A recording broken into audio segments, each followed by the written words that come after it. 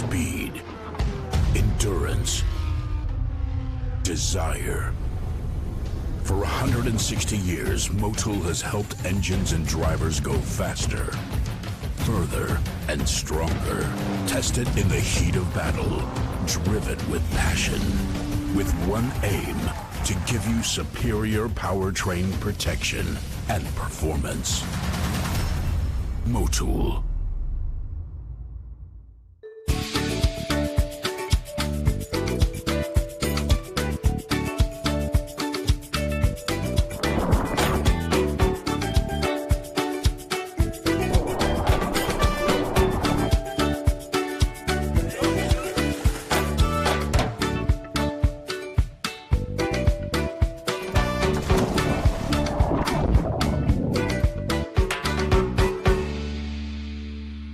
You've got a business to run, big and heavy products to ship, and customers who need them now.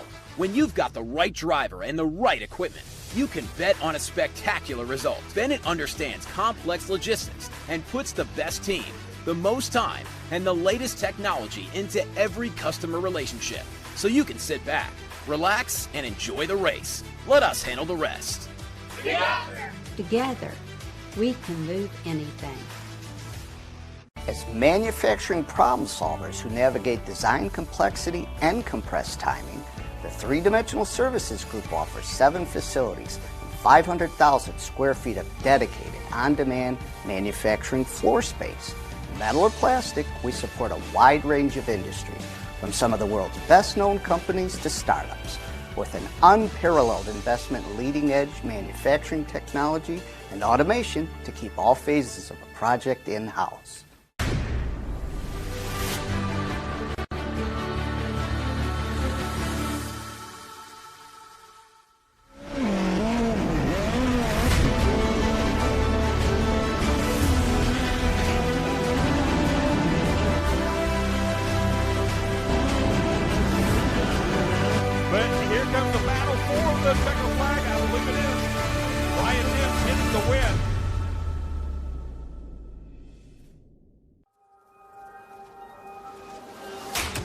Good is this? Look at this view from Losowski.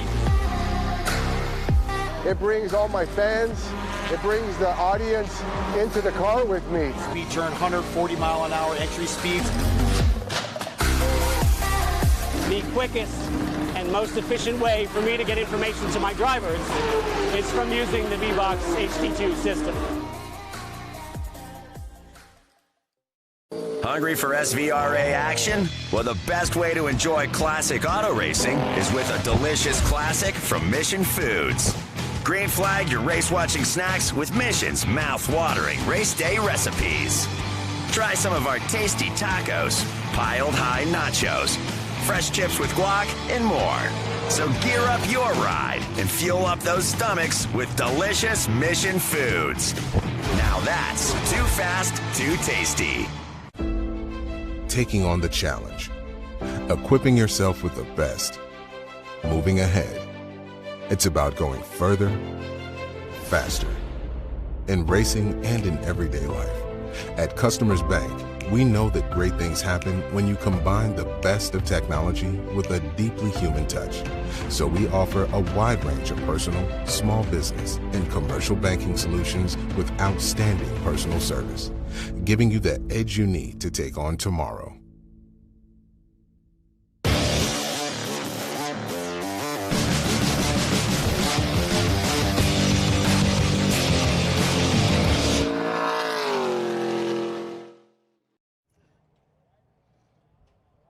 Hey everyone, welcome to Watkins Glen for the Trans Am Series, presented by Pirelli. 4 rounds to go. I'm here with Adam Andretti and Ben Sissel. We're excited for this one because even though the Dyson team have absolutely dominated proceedings, it's really not as clear-cut as you'd think. 110 points, 111 points, I should say, for Chris Dyson at the moment. But with this new point system, it's really anybody's race. And I reckon this could be one of the best races of the year.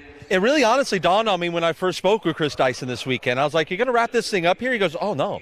I can't do that till possibly VIR. So that's really kind of woke me up that this thing is still very much alive. But yeah, I agree. Like, we live in this, and I'm here thinking it's all but done. But this man behind you, Justin Marks, set a mark today. Yep. And we got not only that, but Boris Said 100th career Trans Am start. Pretty cool field going on right now. And Ben, it's been pretty much between Justin Marks and Chris Dyson all season, but there's some dark horses out there this weekend. There are, definitely. I love the fact that we've got the big three right here up front with Chevy, Dodge, and Ford. But I would say the big dark horse to look out for is that dark car back there, the number 40 of Keith Grant.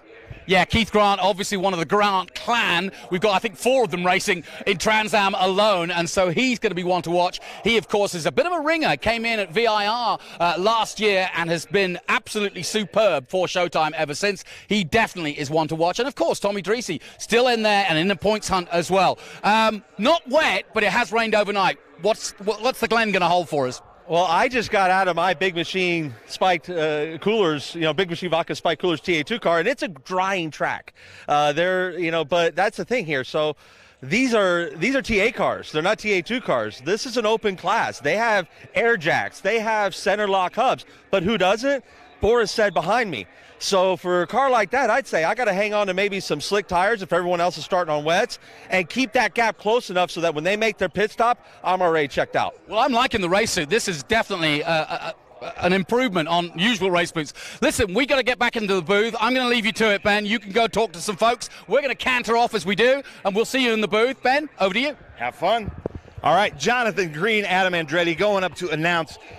Now, just before we started this little grid walk, fan walk here, Justin Marks came out onto the track to look at it, to assess. There were cars out there, and he said it's a dry line. The track is in no ways, and I think that we've gotten some visuals of the track, is in no way dry, but the dry line. So meaning when they start, the start going into Mission Foods Turn 1 may be a little bit difficult, but then once they get into more single file going up the uphill S's, hopefully everybody is to the line, and there's so much downforce on these cars that they're going to dry the line. But I got to point out the 5th Motul Pole Award here for a driver who really hasn't done the whole season. He's missed about 2 races, and I believe he might have to miss another one, but really started out the season, we thought, in championship contention.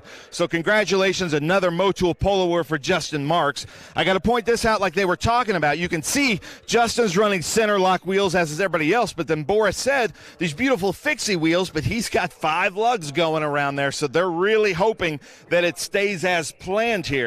And being here in this Watkins Glen microclimate, another thing to watch out for is this is the first time that Boris has run TA with an MCO gear sequential gearbox. So they're thinking that might up his game a little bit, his times and the shifting. So look for him to really be quick.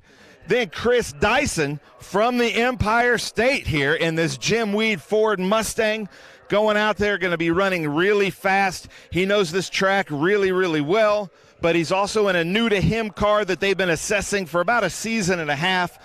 This is the dark horse that we were talking about, Keith Grant, running out there. His father's also running out here with us. Then we've got David Pinterick, kind of Captain America here, the number 57 in the Ave Riley car.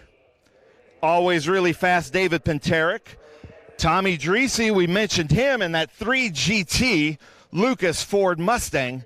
So look out for Tommy Dreesy. Then we've got Amy Ruman, the McNichols, number 23, 2-time champion in her Chevrolet Corvette. So you can't ever count out Amy Ruman.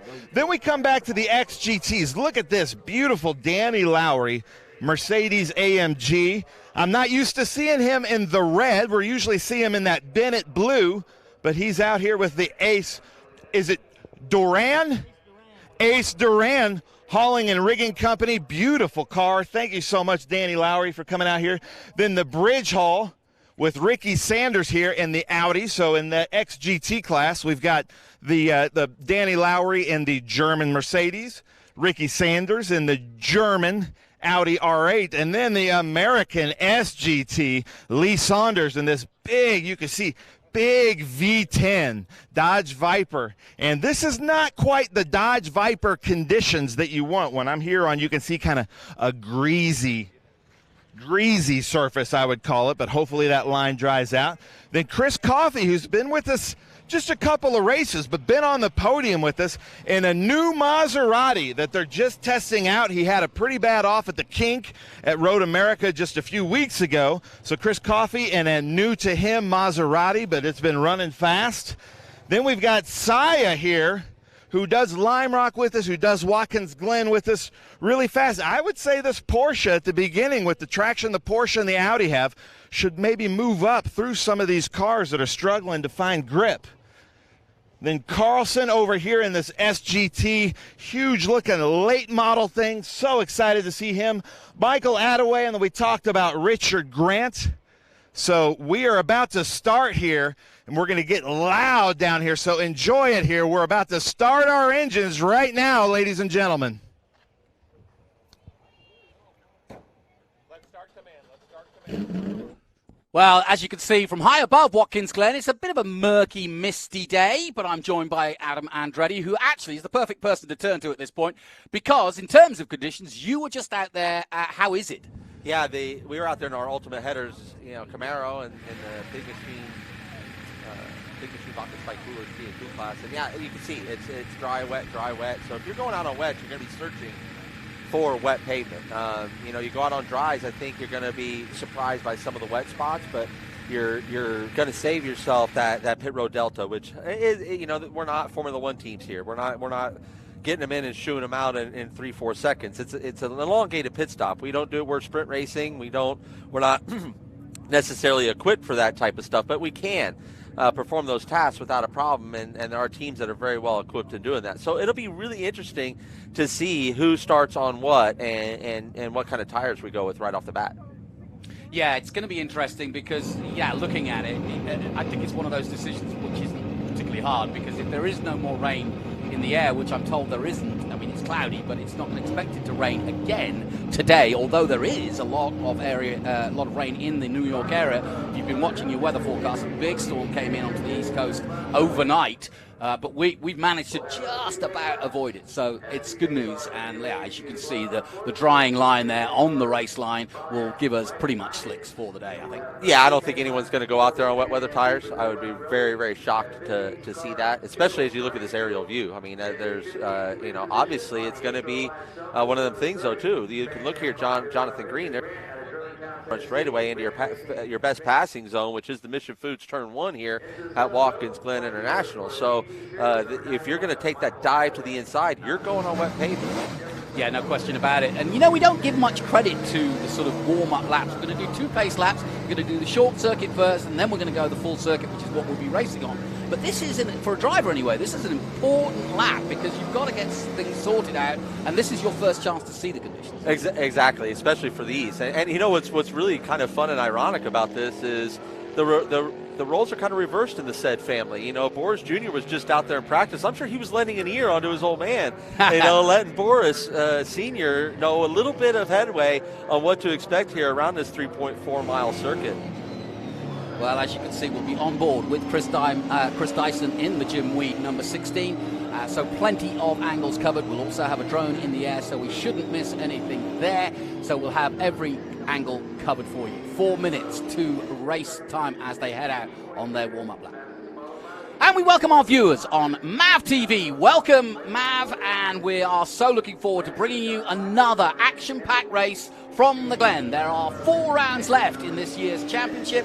This is TA, presented by Pirelli, as you can see, and it's Justin Marks, the man who is a part-time racer, and I say that because, of course, he's got a busy job running the Trackhouse NASCAR race team, which is actually doing pretty darn good too, and he carries the number 19, like his driver, Daniel Suarez, the Mexican driver, and you'll see him in action at NASCAR, of course, but this is also a famous NASCAR track, and I think that's why this particular track, and Adam Andretti alongside me will I'm sure, confirm or deny, but this is why people get so excited about Watkins Glen, because it's got that history that goes back to 48, but it's also NASCAR, IMSA, and now Trans Am. Oh, it's amazing history. That's what this series just harnesses so well. It's a great mixture of historic venues, just like we're at here at Watkins Glen International, and then we go off to like newer venues like Worldwide Technology Speedway here are being our next round in the St. Louis area. So it's really what keeps this series so exciting and fun. But yeah, the history here at Watkins Glen, you can feel it, just like so many of those other places that we go to. In Indianapolis, you certainly feel it. But yeah, here at Watkins Glen International, it is something special. And something that I just learned was I thought the boot was original configuration, Jonathan Green. No. The boot was built in 1971. So I always thought that they did the cutoff for NASCAR. No, the cutoff and the short course, if you will, is the original course here, from what I understand. And that's something that I just learned. So any historians out there that can either confirm or deny, I'd be more than happy to hear. But yeah, we're on board here with Chris Dyson. This is the Jim Weed Ford Mustang. This is the man who's got 4 fingers wrapped around the 2023 championship and a thumb ready to grab the last bit. But he's definitely ready to go. He's driven. He's focused. They are back on as far as he's back to the Meissen chassis. They're back to what he feels very, very comfortable in. And electrical issues is how he described it to me. Yep, that's exactly exactly what we got from him as well. So yeah, there's a lot of consistency there. Here's the grid here, Jonathan. Yep, Justin Marks in pole position with a 144.3. Then Boris Said alongside him in his 100th race in Trans Am. Dyson and Grant on row 2. Pintaric and Dreesy, row 3. Amy Ruman, another winner here. Danny Lowry leads XGT on row 4. Ricky Sanders on row 5. And Lee Saunders from Florida leading in SGT. He will start on the 5th row. And a little further down from them, you'll see Chris Coffey, the man from Dallas, Texas, starts in GT on row 6. And Michael Sire, former racer on bikes, I was finding out the other day about him. Interesting history he's got. Josh Carlson, the young 18-year-old, starts on row 7. Michael Attaway alongside him in GT. And then Richard Grant, another of the Grants, is in row 8 in that Chevrolet in TA. So starting at the back, hoping to side his way through and hoping to use the power of that TA car. And Adam, it's great to have you here. I hadn't realized until I went out on track, I took one of the Buzz bikes out to this area, I didn't realize how cambered some of these corners are. Oh yeah, absolutely. I mean, as we come right up here to our Motul toe of the boot, it's not only uphill, but it has that camber to the corner, as you said, and it's really it's a place that we would think would have all this grip all the time, and it's one of the slickest parts of the track, But yeah, it's constantly catching you up the hill. You have to have very, very good forward bite through there. But yeah, there's and then you're off camber too as you leave. The boot when you get to Bridge Hall, Bennett's turn 9. When you leave there, it's all off camber. If you catch yourself too far outside on entry, you'll never get the thing turned into the apex. So It's such a tricky, the boot here is such a tricky portion of this course. The rest of this 3.4 mile circuit is very flowing, very fast, as you get into, the so-called NASCAR or short course. It's interesting. We talked about the Jim Weed number 16 having electrical problems, switching over to the Meissen chassis. Well, Justin Marks hardly has done, talking of Marks, has hardly done any laps here. He had a complete day where they had to switch out the starter mode and really almost reloom the whole car because they had starter issues and it was taking power away from the car. So he sat there. I watched them with poor old the whole team, to be honest, watching on as they tried to fix it. Justin in his overalls, but not going anywhere. So it's the tale of the stories behind getting to the grid are always interesting to me, and it always looks easy on paper, but it never is. It never is. We're coming to the green flag, Jonathan Green. It looks like Boris Said got the better line in the dry line, being P2 here. Let's see how the start goes. Well, it's a 100 start for Boris Said, but Justin Marks leads them to the green flag. It waves, and away we go, down towards the Mission Foods Turn 1 for the first time. We're away for round 10 here at Watkins Glen. Good start from Boris Said. He's side by side. He's got a nose ahead. He's ahead of Marks as they head towards the bus stop for the first time. Great start from the maestro that is Boris Said. Yeah, he got a great run out of the Mission Foods Turn 1 up the hill to the S's.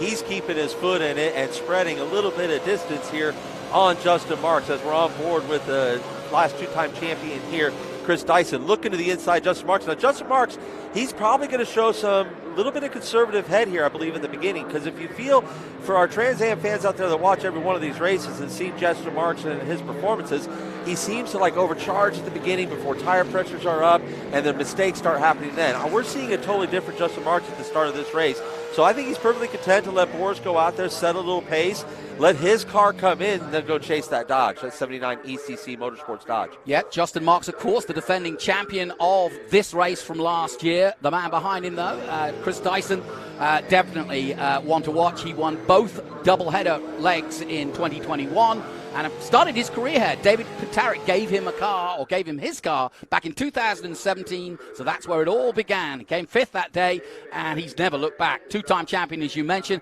and about to make it 3 if he continues this amazing domination. No Matt Brabham to support him this weekend. Matt's racing, I just looked at the times, actually, in Indy next, as our former TA champion Ernie Francis is, but he out-qualified Ernie Francis. He was in 6th. When I looked at the practice now, what's coming out, the liquid coming out of the back of Dreesy's car? You know, you got to stuff these thirsty monsters full of fuel to make it 100 miles around here. So a little bit of overflow coming out of that 3GT Ford Mustang of Tommy Dreesy. And speaking of David Patarik, there's his very patriotic Ford Mustang coming through. And the two-time champ of Amy Ruman. I look forward to this battle throughout the day. Whoa, somebody's just locked up. I believe there's a bunch of lockup that just went into turn 1 there. Definitely abusing those Pirelli P0s early on is not the strategy I would go for 100 miles. As we get into the GT classes of racing, and this is some tight battles going on through here, and that's what you love about the weather. It's going to bring these people together that maybe normally wouldn't be racing against each other. Yeah, no question about it. And Boris Said doing a good job early on of holding off Marks. The gap, as you can see, it says 0.5, but I think all that Boris can see is those jockeys coming at him. Yeah, it's getting pretty big in his mirror through there, and this has been Justin's MO. Once he lets that Showtime Motorsports Chevy Camaro come up and get to temperature and be right and ready with the air pressures, he's been almost impossible to beat all year long. So it's pretty special to watch this right now. And they're pulling a gap here on the two-time champ of Chris Dyson. And don't forget about our colleague Ben Sissel's dark horse in Keith Grant. He's P4, and he is not letting go of Chris Dyson. He's there to give Chris Dyson a little bit of a headache, I believe. Yeah, as we go on board with Chris Dyson, Keith Grant is a bit of a ringer in many ways because he's got bags of experience. We just haven't seen him in Trans Am that often. His experience goes to IMSA, to Formula Atlantic, you name it. So really good peddler to get in the car when you need somebody to do the job. It would be so exciting to see him here on a full-time basis. Would love to see Keith Grant come out and do this on the 12 weekends that Trans Am does this throughout the year. Because he would be such an awesome addition to this. I think he would be a great fight for the championship. He keeps cars clean. He brings them home. As we see these first two going at it, man, Boris Said, too, this is his 100th start in this series. It is a very important day for him. He's going to be a tough guy to beat, but he's the one that has the lockup. Now, the problem with that, Jonathan Green, you know this. You've been around racing a long time. Once you get a flat spot on these Pirelli P0s, it finds it, right? You go deep into the brakes, and it finds that spot, and it stops on it every time. So hopefully he knows how to manage. I know he knows how to manage that, and he takes conscious effort of it and manages that left front tire from here on out. But that's a pretty tricky situation. Here comes Marks. That Boris is working with. Marks jinks out for a moment in that resplendently painted number 99, the American flag and the jockey sponsorship. That actually comes from NASCAR. He actually used it when he did the Xfinity. He did one run in Chicago, only did 8 laps, but he got sponsorship from Jockey, and that's part of Trackhouse's coverage, so he decided to bring it over here because he didn't only get that run. For my money in motorsports, no one's doing better style out there than Trackhouse. Yeah. Their style, the way that their liveries are popping out, the way they dress their athletes, it's really inspiring to see, and it's just a little piece of the puzzle. But I'm telling you, when your group shows up confident in the product that they get to put on the track and it looks the best, and they have that just gets you. It's intangibles out there that gain you a little bit of time because it's that effort that comes in, that extra effort. So, I love Justin Marks. I love the Trackhouse style and what they do over there and what he's brought to the sport. Here comes the Jimweed, number 16 of our champion, Chris Dyson, having to go back to the old chassis. But, of course, this is the championship-winning chassis from last year. But he's on his own this weekend, as we mentioned. But he's actually doing a little bit of catching up right now. The gap, 1.8 seconds here in the early stages, this 30-lap or 100-mile race. And we got to remember where Chris Dyson's mindset is as well. You know, for a two-time champ, he's got to have the mindset right now that he's in championship mode. You know, as long as he's keeping that 99 jockey car in his sights, that car's not gaining a lot of points on him in this new Edge point system, as you brought up, where there's more to grab. So I think that's also going through Chris's mind, is that he's really racing these 100 miles. He's racing to get these 100 miles done, get the best out of them, manage those days. As we see Justin Marks making a move. Yeah, he jinked out last time, but now he's going for it, and now he takes it. That's nicely done. And that is the obvious overtake into that inner loop, or the Big Machine Vodka Spike Coolers inner loop, as we're calling it. Yeah, I think all that started back there at Mission Foods Turn 1, too. Boris was struggling with brake lockup getting out into Turn 1, so that makes you, if you, again, don't want to find that flat spot, you have to give up a little bit of braking zone. So he probably gave up a little bit of braking zone there, and that gave, and Justin, you know, kind of was able just to sit back there and chomp on that meat and go through it. Yeah, it's interesting. I talked to Chris Dyson about the key to a lap here at Watkins Glen, and that's exactly what he told me. He said, you know, Turn 1 is the key because the interloop is the inner loop is the place to overtake. So that's where you get that done. You started at Turn 1 with good drive out of it, up the hill, through the S's, and then you get it done. And that's exactly what Justin did. Yeah, absolutely. And now he's just about managing this lead and setting sail and kind of doing what he did here last year, except last year they were in wet. I mean, it was full wet conditions, and I mean, we were darn near a torrential downpour. So this is really, really good to see a nice dry weather race and these Trans Am stars going at it. Yeah, Lowry leading in XGT behind Amy Ruman, a former winner here, as we go back on board with Chris Dyson, who has taken a chunk of time out of Boris Said as they head into Mission Foods Turn 1. And now the Mustang definitely gaining some ground and getting closer and closer to the back of that Challenger. And I'll go one step further from what Ben pointed out. You know, you have a Chevy, a Dodge, and a Ford here in the top three, but you also have an Ave Riley chassis, you have a Weaver chassis, and you have a Bison chassis in the top three. You want to talk about parity across the board. Yeah. This is what the technical staff here in Trans Am is doing so well on both sides of the fence that we see in the Big Machine Vodka Spike Coolers TA2 class and here in the King class of TA. Well, as we mentioned at the top of the show, 111 points the lead. But as you pointed out, it's certainly not over, and it can't be over in terms of what you possibly can do in terms of points, because you can score over 100 points in a weekend. So we've got the St. Louis race, Worldwide Technology coming up. Then it's VIR. So I think this is going to go all the way to COTA. That's the final round in November as they head into the boot. It's Marks, Said, Dyson, Grant, Pintarik, and Dreesy. Still a long way to go, though. 5 of the 30 laps complete. So out of the toe they come, and into the heel. Turn 8, turn 9, the Bridge Hall Bennett's turn 9, and then we go back into the Customer Bank turn 11, the final corner here. Also important to get good drive out of that one, too. Yeah, because, again, that sets you up into Turn 1, which is another great passing opportunity here.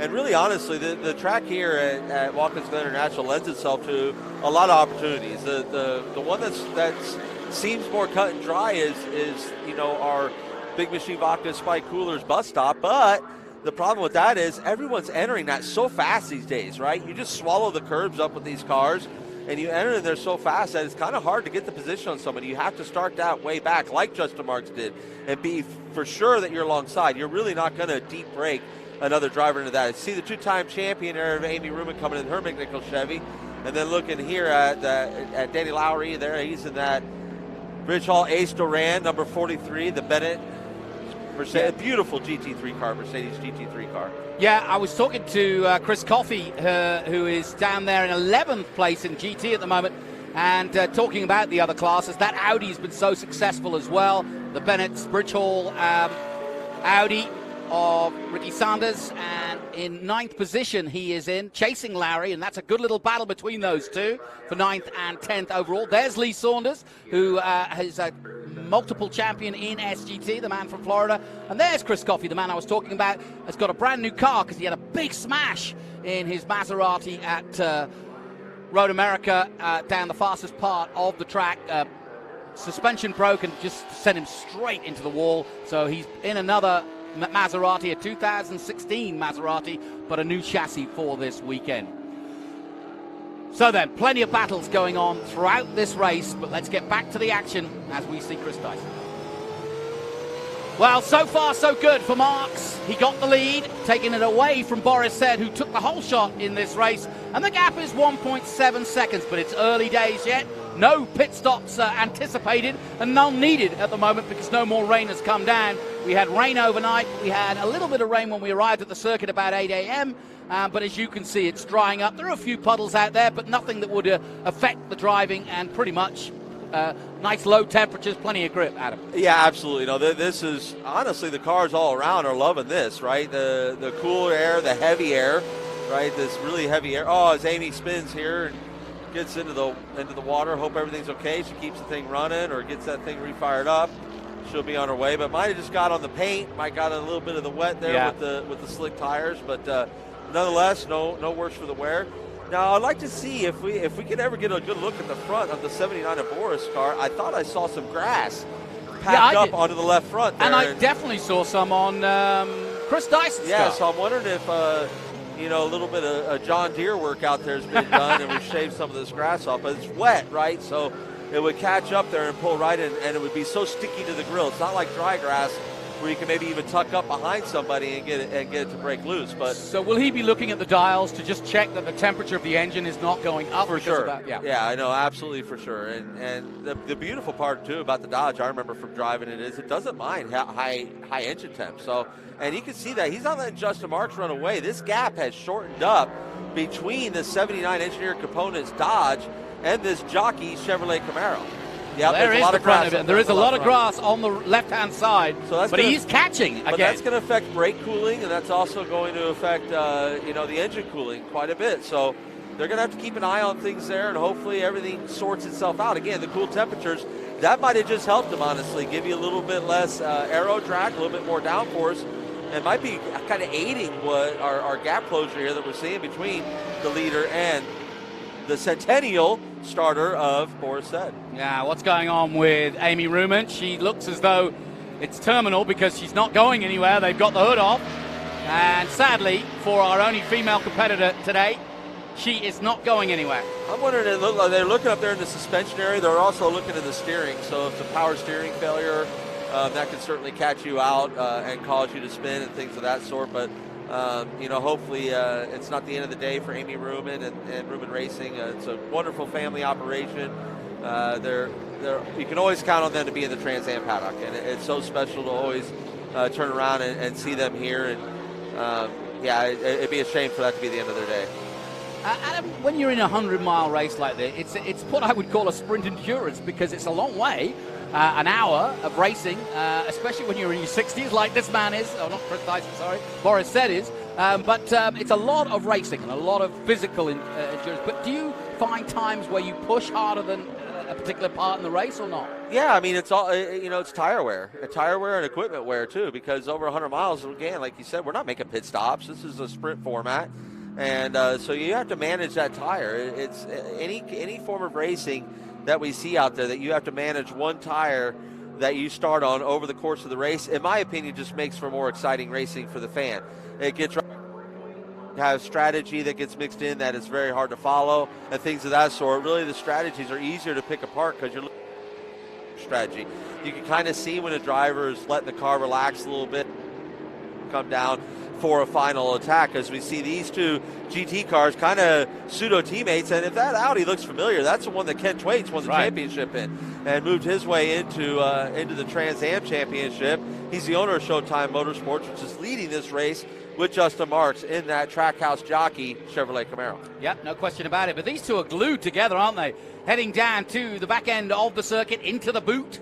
The toe, first of all, and that cambered toe we were talking about. That is our modal toe corner, and as you can see from the drone just how close he's getting to him at that particular corner. And then he just, the Mercedes, it seems, just stretches his legs. You can see it now. He's got, 4 or 5 car lengths, and then under braking the Audi, a little bit more nimble, a little smaller, just closes up as he comes through the heel now. Absolutely. I would say the Audi needs a little bit more open restrictor for this to be a fair fight, and that straightaway is what we just saw from the aerial view, the drone view. Beautiful drone shots, too, by the way, being brought to you here by Greenlight TV. It's doing a fantastic job here with our coverage. And this battle here in GT is awfully exciting to watch because, like you said, Jonathan Green, as long as they're being nimble through these, when they get through the tiddly bits, as Adrian Newey would call it, that Audi really catches it. But as they start to stretch the leg, so this is really an exciting battle. If the Audi can get a little bit closer, right? If Ricky Sanders can tuck up behind Danny, that Mercedes is punching a pretty big hole in the air. Let's head down to the pit lane. Ben Sissels, I think, found Michele Abate.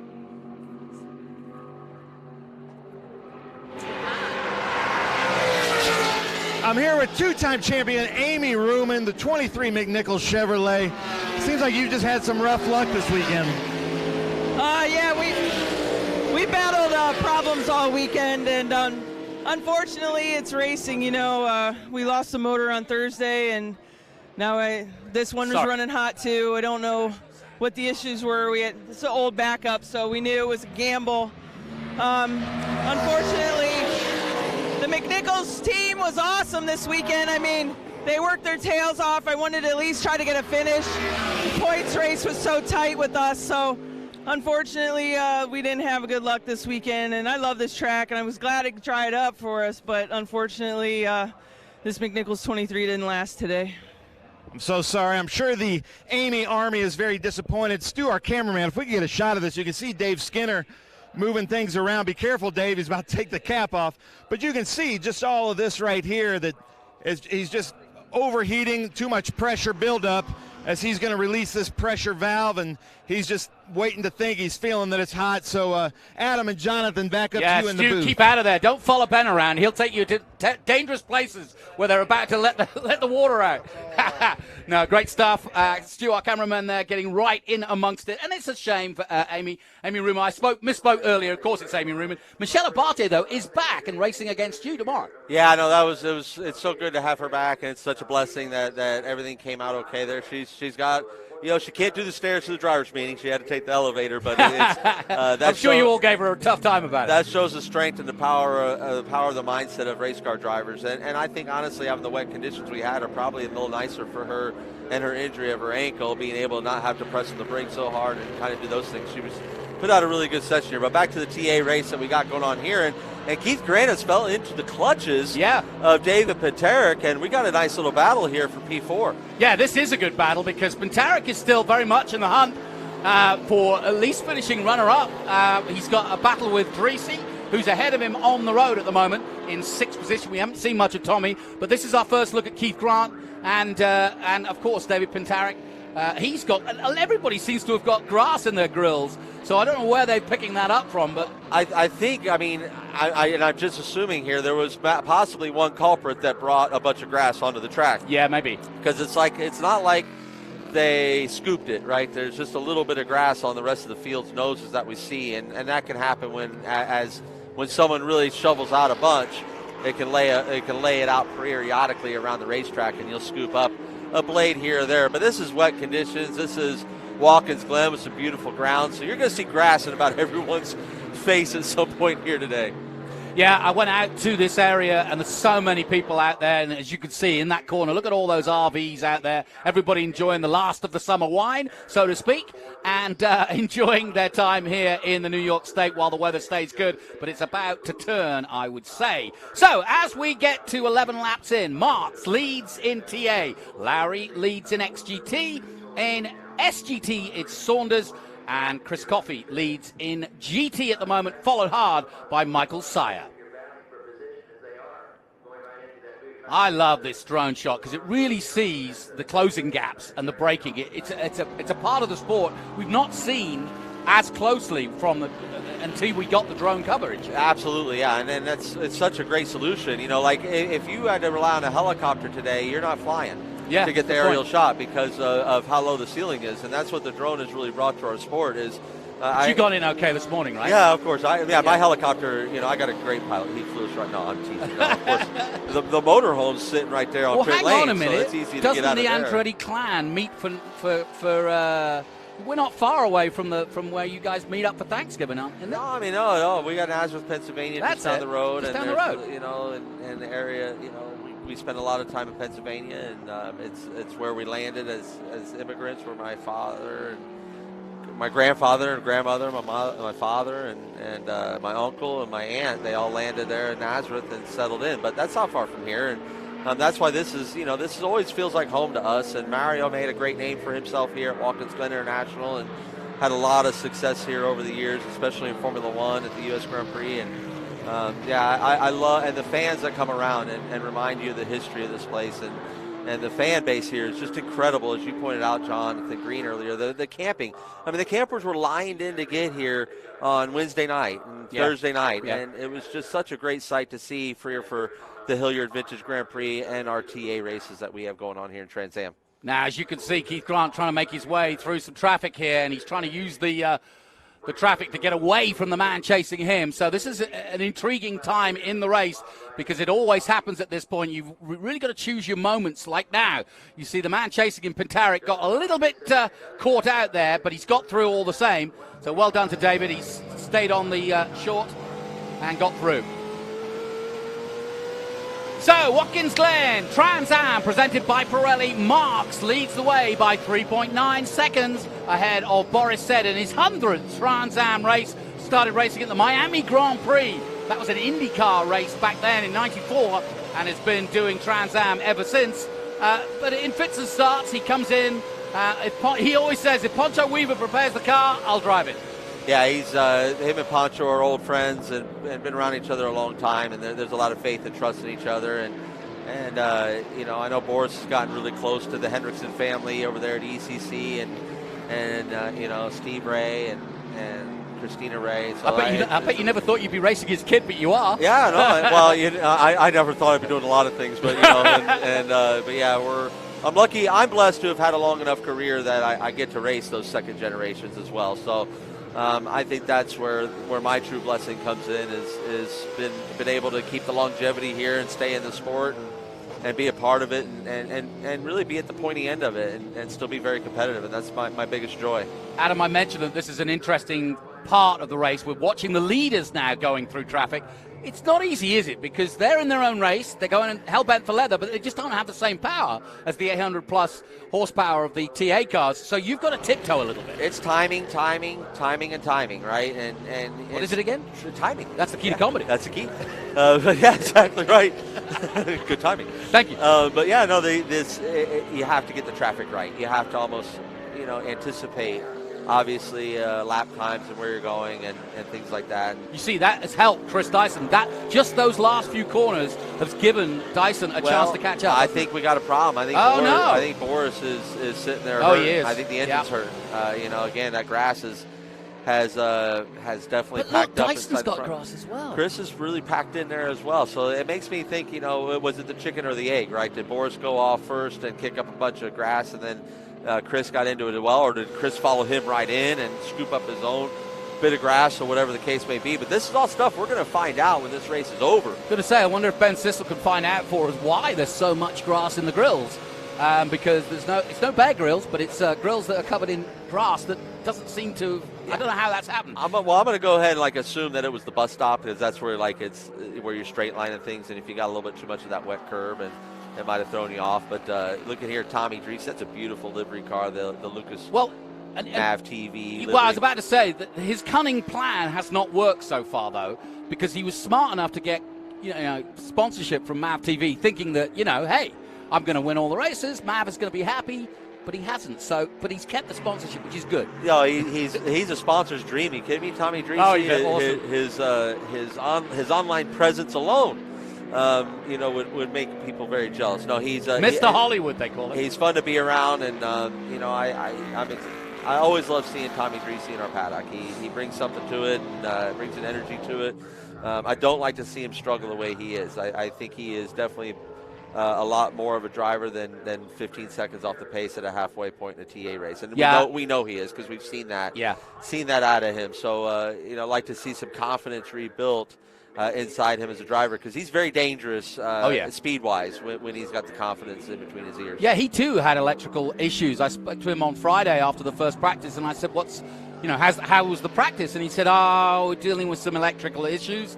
And I said, well, can you sort them? And he said, yeah. And I saw him again today, and he said, yeah, I think we've sorted them all. And I'm just sort of hoping he wasn't overconfident that everything was right. Right, absolutely. And that again, that wears between your ears here. These are huge speeds that you're doing out here. You can see how quickly he goes past there. Right there, there's the lap traffic there. Lee Saunders there, and in that Viper, Mr. Viper. Yes. Lee Saunders. He's been ever present in that Dodge Viper since he came to Trans Am. 2 championships in SGT for Lee Saunders. There he is in that famous 84, black and red. And we have Boris Said, we have an update here. It's a transmission overheating issue, and so that brings up a good point. The Dodge was always that perennial front runner. You saw it a lot when Boris came in and would run up front and win races in the Dodge, and as well as I was able to win a race in that very car that he's driving today at COTA in 2019. But it was always a 4-speed. That's the way Pancho Weaver built them, as a 4-speed. You get a weight brake, and it was very competitive all the way up until it seems like we turned a calendar year in 2023, and all of a sudden the 4-speed was really struggling. So ECC Motorsports put the investment into an EMCO sequential 5-speed gearbox, and that's why we've seen that. I think that 79 car be at the pointy end of the field and really be a headache again. And this Dodge is back with that 5-speed gearbox, being able to compete at that level.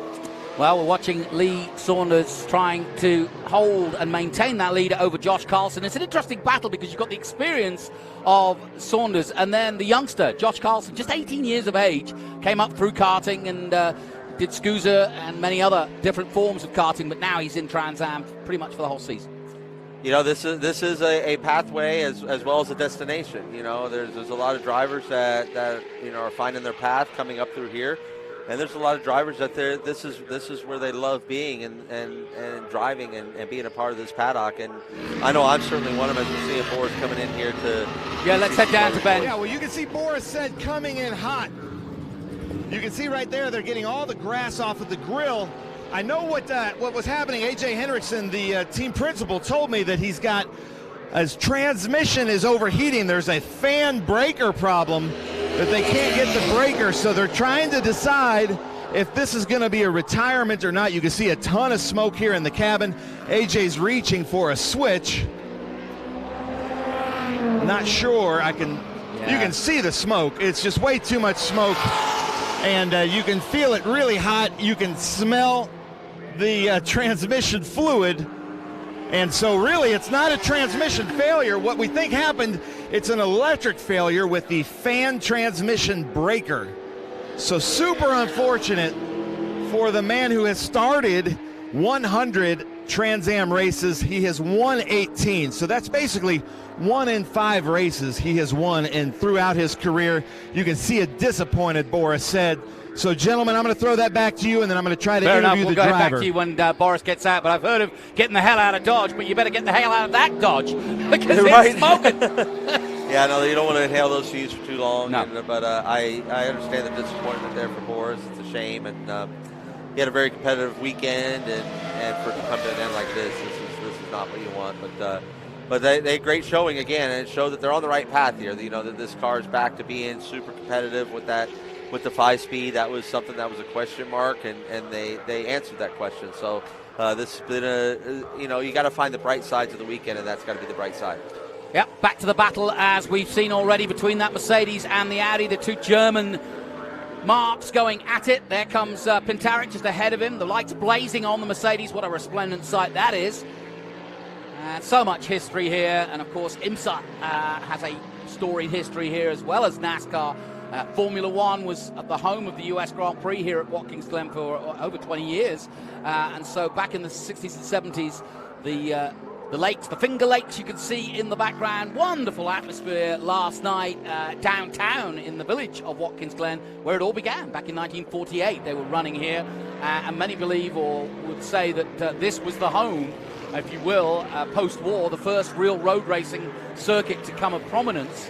Laguna Seca was built at a similar time, but given that they were racing around the streets in 1948, they've kind of claimed it as the real home for American racing, road racing, that is.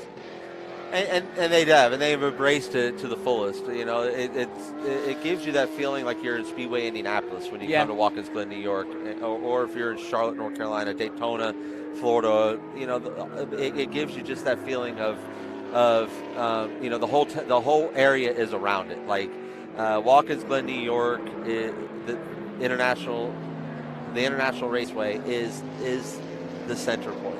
Is what brings the commerce to the city, to the area, and then the bonus that really, I mean, it's you know, again, which came first? Were people coming to the Finger Lakes first and then the racetrack, or did we find the Finger Lakes because of the racetrack? But I know that my wife and I certainly love coming to this area and enjoying all that it has to offer. Watkins Glen State Park is one of the top 3 state parks in the country, so really special place. No question about it. So we're watching Chris Coffey on track. In 9th. In fact, I caught up with Chris, and he was telling me about his sponsors. He's got those new traffic graphics, it's called, from Dallas, Texas. And I said, wow, it really does. So I said, he obviously is voting with his feet, because you can see the graphics on the side. That traffic graphics really pings on the side. Look at that, traffic graphics. So well done. With a new sponsor this weekend and a new car this weekend, as I mentioned, had a big smash at Road America where the suspension went coming into Canada Corner, or between the kink and Canada Corner, and I don't need to tell you how fast that is. No, I've seen some of the nastiest ones ever there, you know, and we have Catherine Legge actually rolling around the paddock. She's walking around the paddock with the International GT stuff, and she had one of the worst crashes I've ever seen there in the kink. Yeah, no question. Well, Boris is out of the car. Boris Said, that is. Let's head down to Ben Sissel.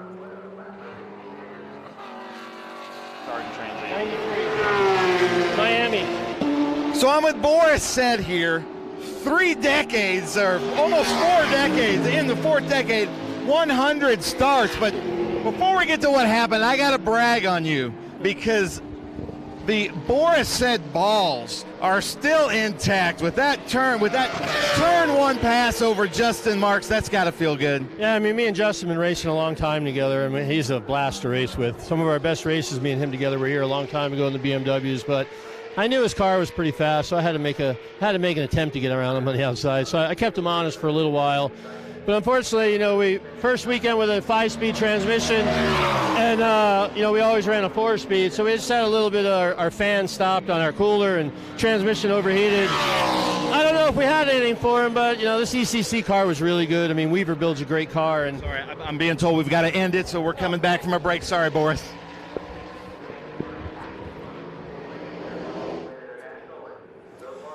So if you've just joined us, 19 laps gone of the 30. Boris Said, an early retirement for him, transmission overheating, and we saw it quite graphically as he came into the pits in that 79 Dodge Challenger. But sadly, 100 races in Trans Am, but he won't get to the finish line, and he won't be raising his century bat, as we say in cricket, because he didn't get to celebrate. But now he's going to concentrate on Junior, because, of course, Boris Said Junior now racing in TA2. And if you talk to Boris Said, he is an absolute terrible parent. He gets so nervous about his kid racing. Not because he said, I'm not worried about his safety. He's a really good, careful driver.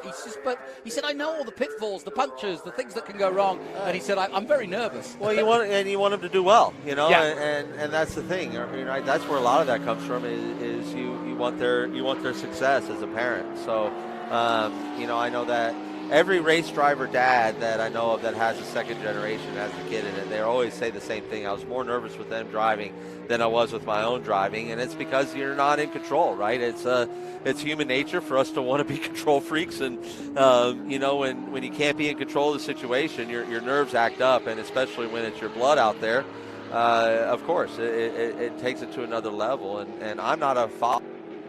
Imagine what it's like to have your child out there, and it's, again, not the dangers of it. It's knowing what the challenges are, and even the challenges of making this your career. You know, it's you said, oh, it must have been a prerequisite being Andretti to be a race car driver. I said, no, it's the opposite. They try to talk you out of it. Yeah, exactly, I'm sure. And it's expensive. Well, it's such a tough sport, like any sport. To get to the professional level, to get to the top level of any sport is very, very challenging to do, and you're definitely going to go through a lot more heartbreak than you are the good days. But the good days are so great that they make you forget about all the turmoil that you went through. So that's what keeps us racers coming back. We've been watching 10th place Michael Sire, who I said earlier, interesting career he's had. I hadn't realized until this weekend that he had, or used to have, an AMA motorcycle license, so raced in AMA back in the day. So I always think that's a good prerequisite. If you can race a motorcycle, you get so much understanding for what a car's going to do, because obviously you've got so much more feel. Your whole body's involved in riding a motorcycle. And so, yeah, good background for Michael Sire. I'm sure the Porsche feels a lot more comfortable. Yeah, I mean, that's the thing, too, right? Is the courage level right there. They're not lacking that. No, not lacking anything. A motorcycle racer,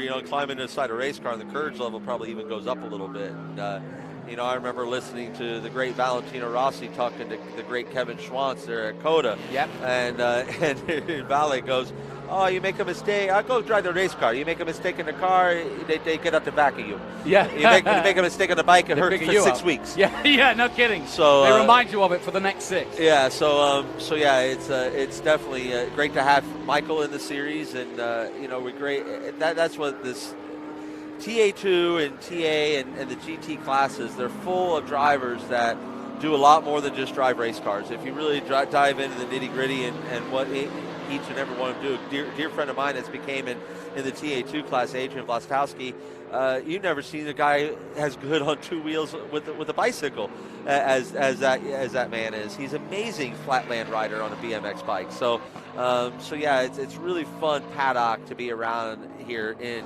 Trans Am. Well, there's Boris on the pit wall with those famous curly locks, and his son has exactly the same.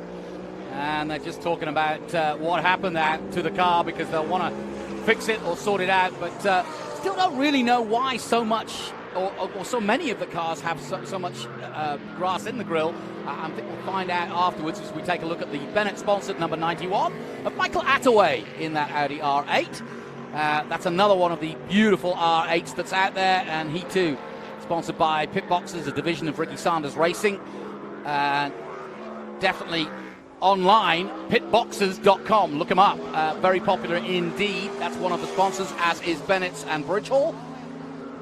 This is a family team here. You got Steve and Christina Ray. Actually, those two, Steve and Christina Ray, Boris married those two. Did he really? Yeah, he went online, became a reverend, and he married Steve. Well, I know he's irreverent a lot of the time. Yeah, exactly. And then the guy in the Ron John hat that's not in sight right now. That's Jeff Marchione. He's a wonderful mechanic and a yoga meister. You see that man, and he's doing yoga moves that a teenager couldn't do. Wow, incredible. That's pretty impressive. Back with the 36 then of Josh Carlson. Our first look at the young 18-year-old teenager and going about his business. I had a quick chat with him yesterday. Nice kid, and making his way. And I tell you what, and I think, Adam, you'd agree, this is a great place to learn motor racing without that pressure of being, let's say, in the Xfinity or the Truck Series, where it's so cutthroat and so, like, you're in, you're out. If you don't perform, whereas here, this kid can learn with some very experienced drivers in a very professional setup, going to all the iconic circuits. So welcome, Josh Carlson. We look forward to seeing your future here in Trans Am, and let's say if he stays with us, great. If he doesn't, even better, because he can talk about what a great series it was to start off with, and you'll see tomorrow. We've got so many youngsters coming through, like Brent Cruz and Connor Tillage. Really looking forward to TA2, and of course Adam Andretti will be racing in that race.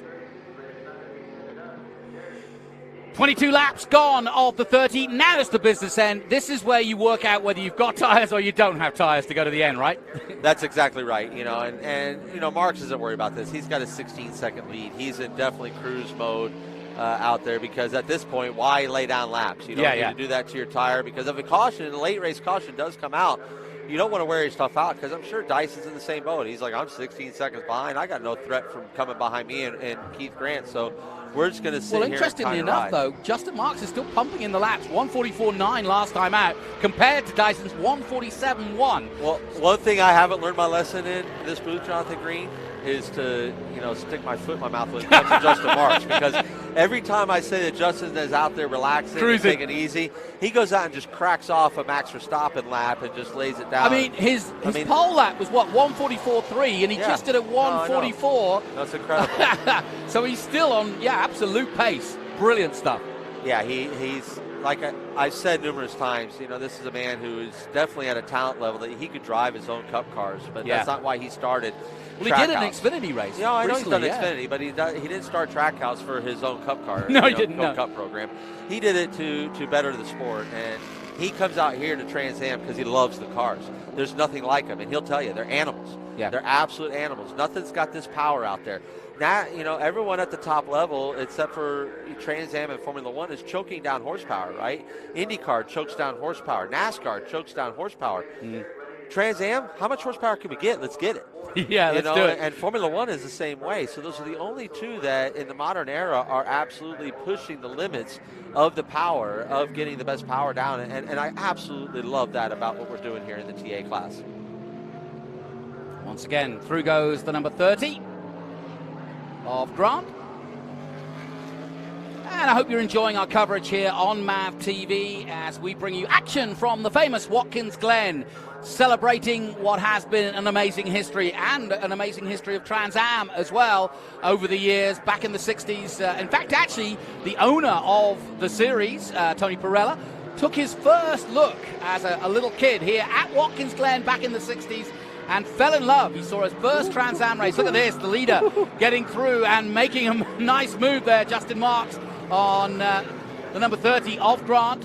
And that just shows you how much he's pushing on. But he's driving like Dyson's right on his tail. Yeah, I know. He's cutting through traffic like Dyson's a big threat. And you love that about Justin. He's not leaving anything out here, and he's just having a ball. He's out there smiling, having a good time, and just enjoying everything about dominating this race 2 years in a row, quite honestly. But don't you think it's like anything? The minute you take your foot off the brake, or take your mind away from the fact that you're cruising, you can make mistakes. You can make big mistakes. Make really stupid, silly mistakes when you do that. So no, I get it, and I get why he's still cracking them off like he is. Here comes the 13 of Michael Sire. Yeah, we were just talking about this gentleman, and hate to see this, but.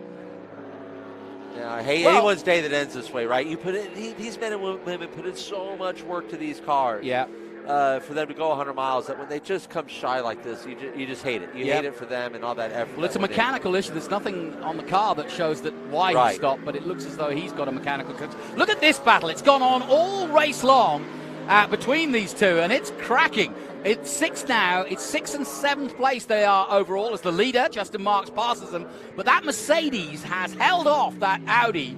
That's Lowry holding off Ricky Sanders. But these two have been going at it. They are quasi-teammates, as you say, in terms of sponsorship. But they do definitely want to take a strip off each other. Oh, my goodness. And, you were about to see it. He got the run through turn 1 because of Justin Marks putting a lap on Danny Lowry. He couldn't get down the line.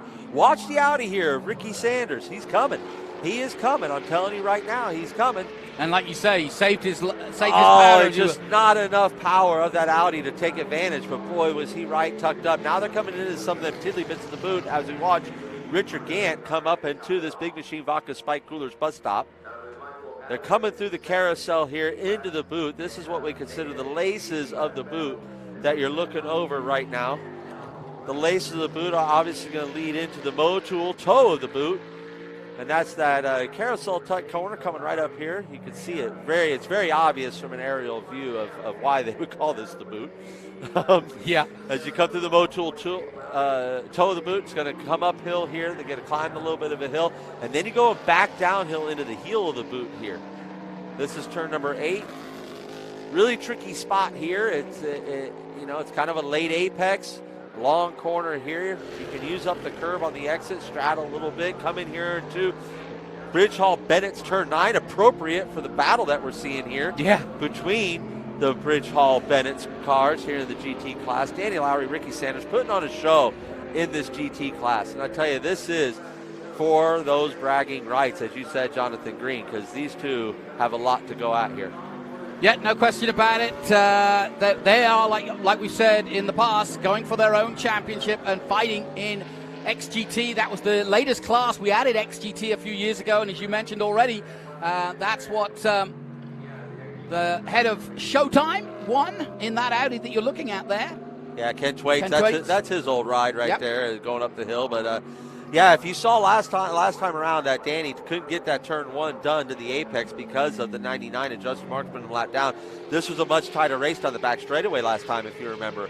Now Danny got that run, and it's just not being able to capitalize. Let me ask you 2 questions. Where do you go for it if you're in the Audi? Or is it specific to the car itself because of the difference in the cars? Or when do you go because you're running out of laps, but you don't want to give him a chance to come back at you? At this point, you're filling the mirror. I mean, if you're Ricky Sanders, you're trying to fill that mirror and move a little bit, right, to try and take some attention away. And by moving a little bit and making little juke moves and things like that, objects appear closer than they appear. So you might get inside that driver's head. He's trying, in other words, to get Danny Lowry into a mistake. Now, Danny is a seasoned veteran. He keeps his head down, and I don't really see that being as easy as it sounds on paper. But that's exactly what you're doing. Now, we still have some tricky conditions. If he grabbed too much of this curb and it's got some moisture on it, that's not going to make you happy. As we watch Tommy Dreese go up the S's and approach himself into the Big Machine Vodka Spike Coolers bus stop. Well, we saw Michael Sy getting out of the car, and I said no damage, so but I wasn't looking at the rear, was I?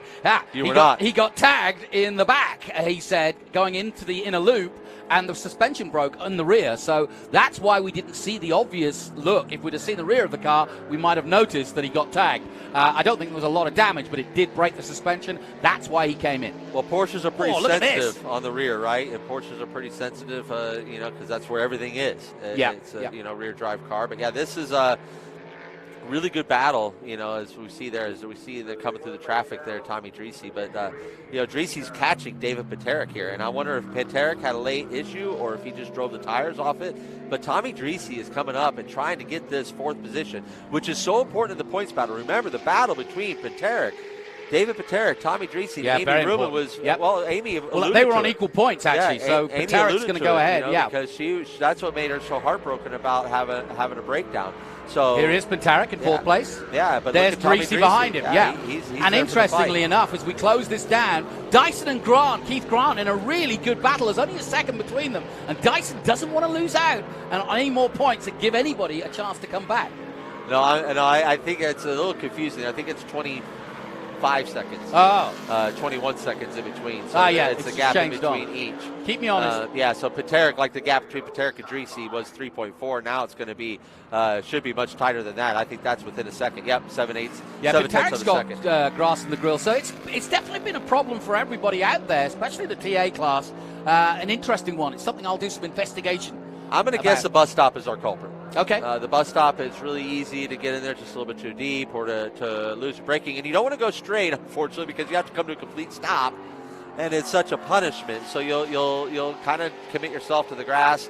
Unfortunately, it's pretty wet ground. Look at these crowds here. I love the crowd. It's amazing. The crowd here at Watkins Glen. Thank you, race fans. Thank you, race fans, for tuning in to MAV TV, tuning in here to our live stream coverage on SpeedTour TV. Wherever you're watching us from, we appreciate the audience. We love that you love our type of racing in Trans Am. This, to me, in my opinion, I think this is some of the most exciting and most competitive racing on the planet. Always right down to the wire, always through the field, as we see right here with the likes of Tommy Dreese and David Paterick. You know that Dreese's going to make an attempt before the end of this race. Just 2 laps to go. Dreese's right there as he comes out of the tow, the modal tow. Will he get a tow, I wonder? I think he's going to. He jinks out now, looks for it, and here he goes. Tommy Dreese, textbook overtake on David Paterick. Is it the Has he made over-under? it stick? Is it the over-under? Paterick says no, you're not coming through yet. He said, I'll let you go deep in the brakes there, but I'm going to over-under you here, and I'll over-under you here. Great stuff. So, you get through the Bridge Hall Bennett's turn 9 and go into the sweeping turn 10, and then you got the Customer's Bank turn 11 coming onto the front straightaway. Will David Paterick get a run and get that position back? He knows how important this is for this points battle between these two, but Tommy Dreese has found the rhythm inside that Lucas Oil Ford Mustang prepared by 3GT to get himself out front and to maybe hopefully, well, no, I would say pull a gap, but David Pater's going to make a liar out of me. And I love that. Go get him, David. Yeah, I love it. Go on, David. Last lap coming up soon, and he wants to get it done. Dreesy's an old competitor and friend. These two have raced each other in TA for many a year, and they're still doing it and doing it very well indeed. As we look from high above the Watkins Glen circuit, is Panteric going to come back at him? The Dreesy jinx to the inside there at the bus stop to close it off a bit. Here comes Panteric, and Panteric gets through again in on the big machine vodka spike coolers in a loop, and he's done it. Tommy gets it wrong. Tommy gets it wrong right at the beginning and opens up the gap. Will he have enough time with a lap and a half left in this race to get that gap back and to take the attack back to David Panteric? What a move by David Panteric, again, on the outside, like you said, in the Big Machine Vodka Spike Coolers bus stop to clear the nose and basically take the air off of Tommy Dreesy's nose and make him wash way out. That was impressive stuff, David Panteric. Penultimate lap then, on board with Chris Dyson as he dives through the Mission Foods turn 1. And he was telling me earlier in the weekend that that's the most important corner because all of this is uphill through these S's. And then he said the next important place is coming up here, which is that big machine vodka spike coolers in a loop. And we're just about to get to it. Here it is. And just with the onboard with Chris, I tell you right now, he's in cruise mode. He's just out there just saving the car, making sure this thing comes home. There's been a lot of attrition today. Well, it's been a tough weekend for the team. Yeah, and because of the grass, too. I mean, there's just been a lot of attrition today. So, I think he's just making sure, because he's got some grass in his grill as well. So I think just making sure these things are coming home nice, safe, and clean. The only one that doesn't have grass, look at this leader right here, Justin Marks. You want to know why? He's been there the whole time and not put a wheel wrong. Ladies and gentlemen, this man has driven two of the best races I've seen here at Watkins Glen over the last 2 years. In the wet last year, and you couldn't have two different conditions. In the wet last year, dry track this year, and just hands it to him in this Jockey Trackhouse Chevrolet Camaro. You've got to think, by Showtime, if he'd have done the whole season, and that's the reason he's not leading the championship, there's the white flag. He's had 5 pole positions. He's had a bunch of wins. And he's going to take this championship all the way to the wire with Dyson. But if he did the full season, which I think now he must be, because this was the first time that he committed to as many races as he did, because, of course, he's running a NASCAR team when they're racing every weekend, pretty much. And he's even been racing in Xfinity. So, he's a busy lad. I've been trying to convince him, how celebrities have doubles. Yep. Is you need a Justin Marks double to handle the NASCAR weekends while he's, here doing Trans Am stuff. So I think that's the simplest solution for what we need to get done. There's an easy way around it. Put some press releases in about the conditions and whatever. Nobody would know. He's in his motorhome. Yeah. But he's, again, the last lap out, he finally started to relax. He saw his pace back off a little bit, but he's still dicing through this traffic and shoving himself through traffic to get this last lap done. We're really excited to see what's going on between this Panteric and Dreesy battle on this last lap, as Dreesy has closed it back within a second. That is the battle to watch here on the last lap, as it seems like Justin Marks has this all but sealed. Got to hit his marks. No pun intended, of course. As we get back here to the, he's heading into the heel of the boot here. Very tricky section, as I mentioned before. But again, this battle between Panteric and Dreesy for 4th and 5th is a pretty solid battle going on there. Under a second between the two. But I think we're going to bring Justin Marks home, and after that, hopefully maybe cut to that battle and see what's going on further back in the field there. But this right here is Justin Marks in the Jockey Trackhouse Chevrolet Camaro, prepared by Showtime Motorsports, coming through Customer Bank, turn 11. Jonathan Green, bring him home. Yeah, this has been brilliant. The defending champion of this race winner last year and race winner in 23, Justin Marks takes it and does it in style. He lost the lead to Boris Said earlier in the race, or right at the start of the race, I should say, and then from there on in, once he got the lead, he never looked back. His competition, Boris Said, sadly had transmission issues. Dyson was cruising after what has been a tough weekend for CD Racing, but they've got the points and they keep the lead. Meanwhile, Justin Marks, on the other hand, is doing a superb job. 2023 will be remembered as a year where Justin Marks,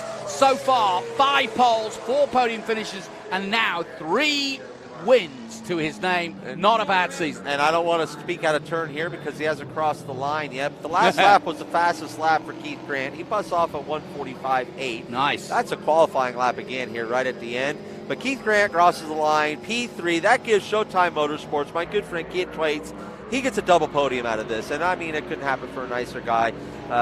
CD Racing grabs another podium there in P2. David Paterick, here's that battle I was talking about, has got Tommy Dreese filling his mirror, but I think Paterick got the better of Tommy Dreese on this one and is going to bring this thing home as he's bringing it into the Customers Bank Turn 11 to bring it home. Way to go, David Paterick. Nice battle there, Tommy Dreese. Paterick will move ahead of both, well, catch up with Dreese a little bit after that finish. He does come across the line there, and with Amy Ruman not taking part, that's going to be a big day. But the race of the day for me has to be the Mercedes of Danny Lowry in 6th place. He had the pressure of Ricky Sanders behind him the entire race, and they battled for 6th and 7th overall. But more importantly for them, the winner in XGT is Danny Lowry of the Bridge Hall Bennett team, and does it in style.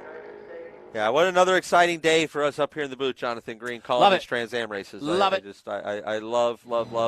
I mean, obviously, I love that seat much more, but no, this is the next best seat in the house, and to get to do it up here with you, Jonathan, I really appreciate it. You know, and the Trans Am family lost a good friend, old flagger, and definitely a Trans Am friend and fan, but name is Gooch, and Gooch, our thoughts are with you and your family, and absolutely. And then and my car owner John Cloud is his brother. He's with his brother right now, and so our thoughts are with you as well, John. And we miss you here, buddy. But we're going to go out there and do it for you tomorrow.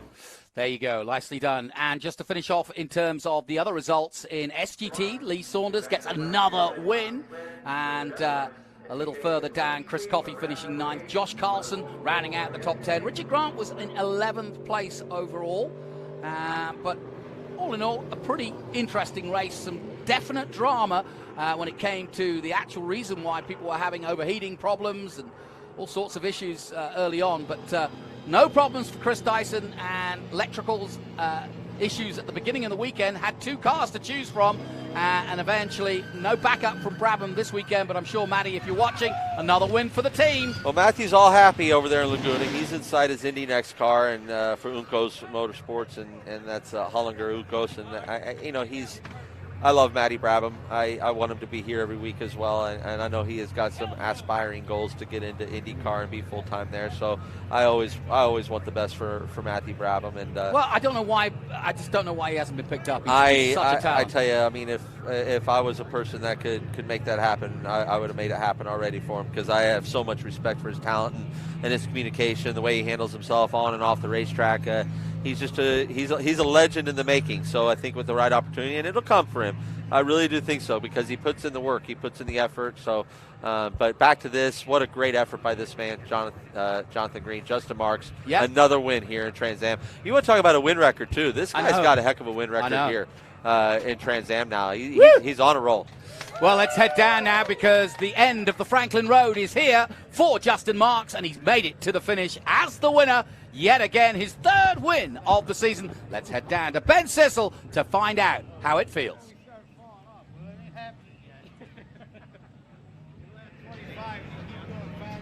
Well, here we are at the Jim Weed Winner's Circle here with, for the 2nd time in a row, we've got Justin Marks. Justin, go ahead and take off your helmet and everything. Really great celebration coming in hot here to Victory Circle, which was a lot of fun to watch. Oh, here we go. I gotta talk to both these guys together. And if you saw it, Justin was protecting himself, because last time he got a little how's your father tap from. Hey, I got to talk to both of you first here. Get in here, because it's Boris's 100th start in Trans Am. He starts, and then you had to see him coming around you here. The Boris Said cojones are still intact. What were you thinking when you saw him coming around the outside at turn 1? Damn old man. No, I've raced with Boris a lot. He's super aggressive on the starts. I knew that he was going to fire off just really, really fast, and he got a good launch into the brake zone in turn 1, really good, and rolled the outside and got by me, and then I had to spend a couple laps figuring out what to do. Is it fun racing with your friends? Oh, yeah. I mean, 20 years ago, I always keep a top 5 races through the years. And 20 years ago, we had one of those races here, me and him, and I got the better of him that time. And I thought today we might relive that, but he was a little bit faster than me. But I was trying. Nice. But it's fun. I love it. So what he's doing in Cup is friggin' amazing. Okay. Yeah, I love it. He was this idiot kid. We used to fool around, do stupid stuff like kids do, and now he is the Cup team. So it's pretty cool to see what he's done. Now, I did notice that when you came up to congratulate him, he did protect himself. Is that a long-standing Boris Said tradition? I mean, sometimes you slap him, you do stuff like that. It's just things like that. It's like what we did in the old days. Oh, man. So is that a good reminder of what it's like to race with Boris Said? Oh, yeah, man. I love that guy so much. I've learned a lot from Boris. Like you said, when I first came into pro racing 20 years ago, found out Boris Said was going to be my teammate. It was pretty amazing, a pinch me moment, and learned a lot from him. Got to be really, really great friends, and still all these years later get to race against each other. So it's awesome. Congrats to him on his 100th start. But we got to talk about this beautiful jockey Trackhouse TA car here with Franklin Road. Unbelievable. Another victory here at Watkins Glen. That's got to feel good. It feels great. You know, we make it hard on ourselves sometimes in these weekends. We had a lot of electrical problems this weekend and really didn't have a lap in anger until qualifying. So we just had to guess a lot on setup, and we guessed the right way. So we always seem to get it right when it matters, which is great. It's a testament to a great team. All these Showtime Motorsports guys have worked really hard. Excited to have Jockey on the car this weekend. They sponsored me up in Chicago and only got 8 laps out of that race, so we put him on the Trans Am car. And I know my wife and my kids are at home, so I love you guys. Now, who do we need to call at NASCAR to get them to change their schedule so you can run a whole championship with us here? Because if you didn't miss the races you had to miss, I think it'd be super close between you and Dyson. I think you need to talk to Pirelli about moving all the Trans Am races to Saturday, and then I can do it. Nice. Well, you heard it here, ladies and gentlemen. Justin, congratulations. Another victory here at Watkins Glen. Let's come over here. I see Lee Saunders over here. Hey, crowd, did you guys like that race? Nice. I love it. Lee, nice job out there. How's it feel? Oh, thank you. Appreciate it. Just want to thank God we didn't have rain. Thankfully, everything dried out. I was a little worried that we were going to have a wet track, but it dry line formed actually immediately. So it's good, good clean race. Thanks to everybody. Thanks for Trans Am to bring this beautiful place. I mean, Watkins Glen is awesome. I absolutely love this track. It is a great track for a Viper. So Thank you, everyone. Thanks for the fans coming out. I love it. Thank you, fans. And on that, I'm going to send it back up to you, Jonathan and Adam, up in the booth. Great stuff, as always, Ben Sissel. Thank you so much. Excellent work in the pit lane and, of course, in the Jimweed Winners Circle. Well done, though, to Justin Marks. So, therefore, you've been given Trans Am have been given a mandate. They've got to do the races on Saturday so we can see him race every time. Well, it was an interesting race. It didn't have too many close battles except for that XGT battle, but it was a good race all the same and worthy of the place that is Watkins Glen. Let's take a look at the highlights from our TA race. Exciting start, especially for Boris Said. He took off and went round the outside of his competitor, Justin Marks, former teammate, of course. So let's see if we can rejig that and have another look at those highlights, because it was an explosive start on the front row. Justin Marks in pole position, his 5th of the season, and as the green flag took off, so too did Boris Said in the 79 all grade. And locking up a lap later while the lead, sadly for Amy Ruman, she had a spin and then came back in, overheating problems for her. Boris Said, though, then had his own problems with overheating transmission, and that brought him in and out of the race. Tommy Dreesy scything his way through, and that's the Boris Said. That was the aftermath, if you will, and it was time to get out of Dodge for sure. Pintaric and Dreesy probably have one of the best battles of the race, but Pintaric took it away. But Justin Marks was the man of the moment, pole and the win, his 3rd of the season. There's the results then. Justin Marks for Trackhouse in the Chevrolet wins ahead of the Ford Mustang of Jim Weed's Chris Dyson. Keith Grant gets on the podium again for Showtime Motorsports. Well done to him. David Pintaric, a good battle with Tommy Dreesy, but he wins it. 4th for him. Tommy Dreesy 5th. Lowry wins in XGT. Ricky Sanders follows him home. Great battle between them. Lee Saunders wins in SGT. And Chris Coffey is our winner in GT. Well done to him in that all-new Maserati Norwood car. Further down, Richard Grant 11th. Michael Attaway 12th. Michael Sire retiring, sadly. Likewise, Boris Said and Amy Ruman. They'll be back, though, at Worldwide Technology Circuit in St. Louis. And we always give out a cool move of the race each time we race. So let's take a look at who our cool move is this weekend. And our Cool Shoot Systems cool move of the race today involves this man, Tommy Dreese, and David Pintarik, because Pintarik really did a great job here. Lined himself up with Tommy Dreese, and as they came out of that last corner towards the bus stop again, defensive driving by Dreese, but that led to Pintarik making that move, and that was our cool suit move of the day. Well done to David Pintarik, well deserved, and a cool suit, just what he needed at the right time.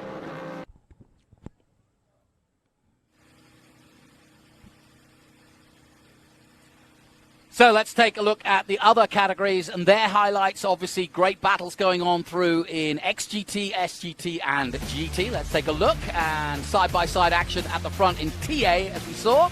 But this was the battle. Danny Lowry in that Mercedes with the bright yellow headlights, and Ricky Sanders behind him. Teammates, but on track, no love lost. They're trying every which way. The Audi a little bit more nimble in the slower corners. The Mercedes with the grunt power. And the two German marks going at it, and it was a great battle. And in traffic, it got really interesting because we thought for a moment that Ricky Sanders was going to get past. Michael Sire sadly retiring. He got hit from the rear, and try as he might, the Audi just couldn't make it happen. And in the end, Danny Lowry just about held him off to take victory in XGT. So then, more racing to come from our live stream. Wherever you're watching around the world, we welcome you to Trans Am and SVRA. The big vintage coverage of SVRA continues throughout the weekend, and it started off with the reenactment downtown in Watkins Glen. But let's get down to the podium, and Ben Sissel is once again in winner's circle. Yeah. Hi, Ben.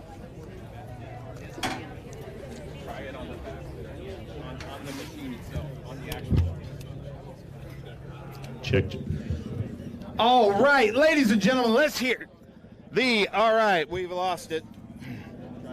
Ladies and gentlemen, here we are, the Trans Am Series presented by Pirelli. We are having some technical difficulties. Can we get a wired mic? Yeah, I guess so. It is not. One more time. Check, check, 1, 2. Hello, hello. One more time. Hello. Yeah. All right, Jonathan, I'm going to throw it back to you. We're going to fix some technical difficulties here.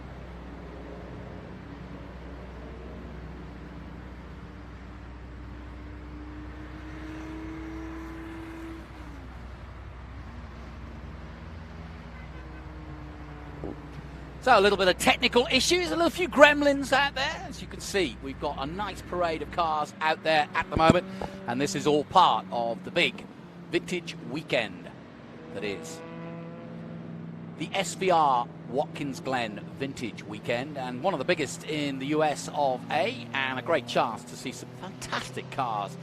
The love of the sport here in this particular area in New York is, well, it's like no other.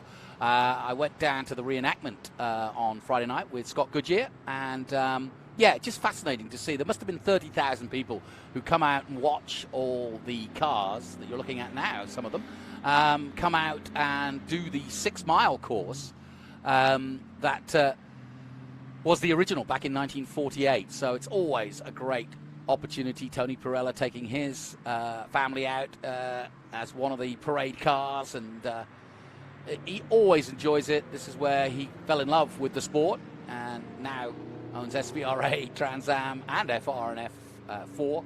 So it's busy times for Pirelli Motorsports. Perfect weather conditions, although it's a little bit dreary out there. In terms of racing, the track is in great fettle as they look high above from the drone down on Winner's Circle. And like I said, if you want to stay with us on the live stream, we've got some great action coming up. We've got several races to come. In terms of group racing in Group 6 and Group 12, we'll have some guests in there. Ben Sissel will join me. And so we'll have a nice cross-section of historic cars to show you throughout this rest of the day. Apologise for the problems with the podium. Let's see if we can get back to Ben Sissel and get that podium sorted. Let's head down to Ben Sissel.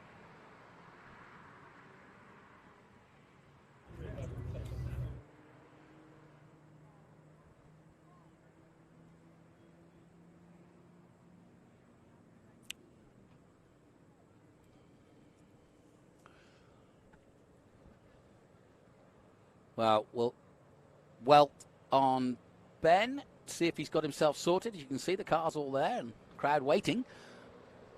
And the parade continuing here at the Glen. Different variations of circuit here, and we're on the long circuit here this weekend, so that's why we've got so many RVs parked up. And we've got lots of Corvettes. It's a big Corvette and MG weekend. Those are the, if you like, headliners for SVRA this weekend. Of course, 70 years of Corvette being celebrated, and MG, well, you can celebrate MG every weekend. I thought I saw a great t-shirt yesterday that said, you can't buy happiness, but you can buy an Austin Healey, and that's pretty close. I thought that was pretty cool. So we've even got trucks out there, everybody enjoying it. These are all the locals, or many of them, with their chance to do a parade of the circuit itself.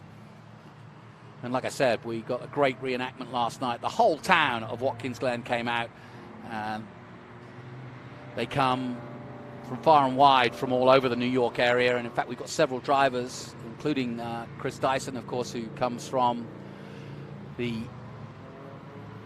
Lime Rock area. And so this is also a good catchment area for Canadian drivers as well, because we're so close to the Canadian border. In fact, they sang the Canadian national anthem as well as the US anthem last night. So it looks as though we have got things sorted down in Winner's Circle, the Jim Weed Winner's Circle. So why don't we see if we can get Ben Sissel back up and running as he does our podium. All right, Watkins Glen International, let's get loud. Here we are at the Jim Weed Winner's Circle. How cool is that? Love the Trans Am Series presented by Pirelli coming to Watkins Glen International. So much fun. Fantastic crowd here. We love coming here, and I know the drivers love driving around this beautiful circuit, seeing all the campers, seeing all the spectators. How cool is that? We are going to start with the GT class. So when I bring up these drivers, I need each and every one of you to be super loud. We're going to start with the GT class, third place. Let's hear it. Michael Saya. I know you can get louder than that. Michael Saya was running really well in his Porsche and then had an unfortunate incident out there, had to come in a little bit early. We do love you, Mike. Yeah, he says, I think that was a fella. It's okay. In second place in that beautiful Audi R8, let's hear it for Michael Attaway. Two Michaels out here. And then Colin, you might have to give the patented Chris Coffey thing, because in first place in a new Maserati to him, let's hear it, Chris Coffey. Nice. There's that patented. We gotta hear that one more time though. The Ric Flair Nature Boy. Give it to me one time. Woo! Nice. Sorry, Julie. All right, let's talk. Michael Saya, bad luck out there. Sorry about that. And no worries. It was a fun race. I was trying to track down the Italian bird, but that thing's got a lot of grunt. But got hit in the bus stop, ended my day. But thanks to KMC, thanks to Rabid Raps, best crew chief in the business, the fella, Chris Ross, and thanks Trans Am. Love the series. Nice. Well, we love having you out here. Michael Saya, ladies and gentlemen. Michael Attaway, back up on the podium. Yeah, it's nice to be here. I want to thank Bridge Hall, Bennett Trucking, Ricky Sanders Racing, all the crew, Sweet Cheeks especially. Got to keep him in there. Where is Sweet Cheeks? Where you at? Here. Over there, hiding. Just a great guy, great crew, a lot of fun, unreal. Nice, I love it. Let's hear Michael Attaway. And how about one for Sweet Cheeks? For some reason, we'll find out why that he's called that. Well, Coffee, this is dangerous, but take the mic, tell us about your race. Well, I am incredibly thankful that the weather decided to hold out for us. I thought for sure that we were going to be starting on a completely wet track, but thankfully it was dry enough. So it was a great race. This guy right here says I got grunt, but he drove straight past me on the start. And had to track him down, but had an incredible race and thought I had a tire going down there at the end. Car was shaking so bad my mirrors looked like they were going to fall off. So I just want to thank Colin Cohen and Nancy Cohen. They're by far my biggest sponsors. They're with me every step of the way. Couldn't do this without them. My lovely wife Morgan and my crew Keith and Jack. Couldn't be here without those guys. Nice. I love it. I'm sure you'd like to thank the owner and operator of Norwood Auto Italia. All right, let's hear it. GT class, ladies and gentlemen. Michael Saya, Michael Attaway, Chris Coffee. Hold them up, gentlemen. Pictures there for Chris. Little hat dance. You're welcome to throw out those hats to this great crowd if you'd like. No pressure. Not that one. Yeah, there you go. All right, there goes Chris. Whoop, whoop, whoop, whoop. Oh, man. There we go. Jeremy can rethrow it up there. All right, one more time. Michael Saya, Michael Attaway, Chris Coffee here in their Pirelli hats. Man. All right. I love this Watkins Glen crowd. I wish you guys could see you from my point of view. This is a great crowd. Over here. Because the battle with Brucey in the past. Okay. Oh, man. That'll burn the eyes. Come on now, get loud. GT. Michael Saya, Michael Attaway, Chris Coffee. Now, Super GT. This was a fun battle. Super GT. We've got in second place. Let's hear it. Josh Carlson.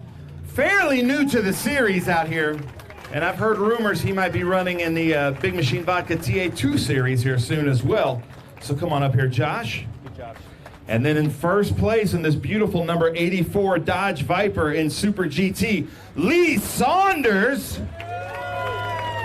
Where's my Mopar fans?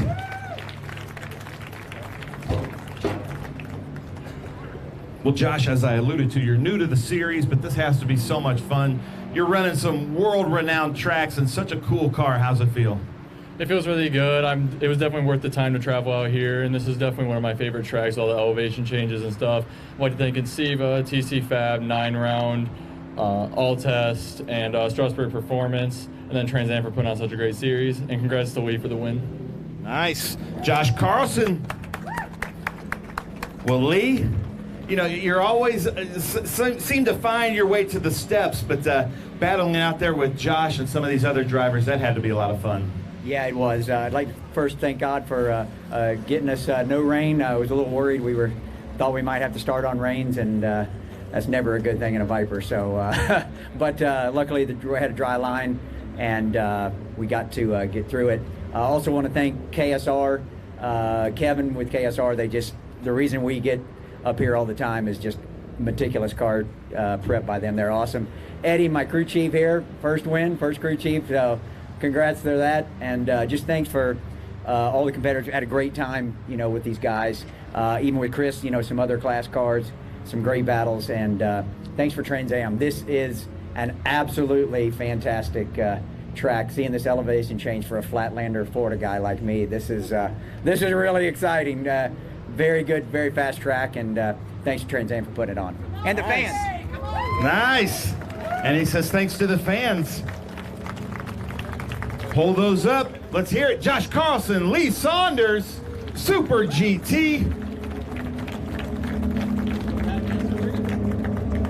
Keep it up, Watkins Glen. Loving this crowd. And it's about to get even better. Keep it up. Oh, look at that. Oh. Well, the reason is it's kind of your fault. You guys can get a little closer. One more time. Josh Carlson, Lee Saunders, Super GT, the Trans Am Series presented by Pirelli here at Watkins Glen International.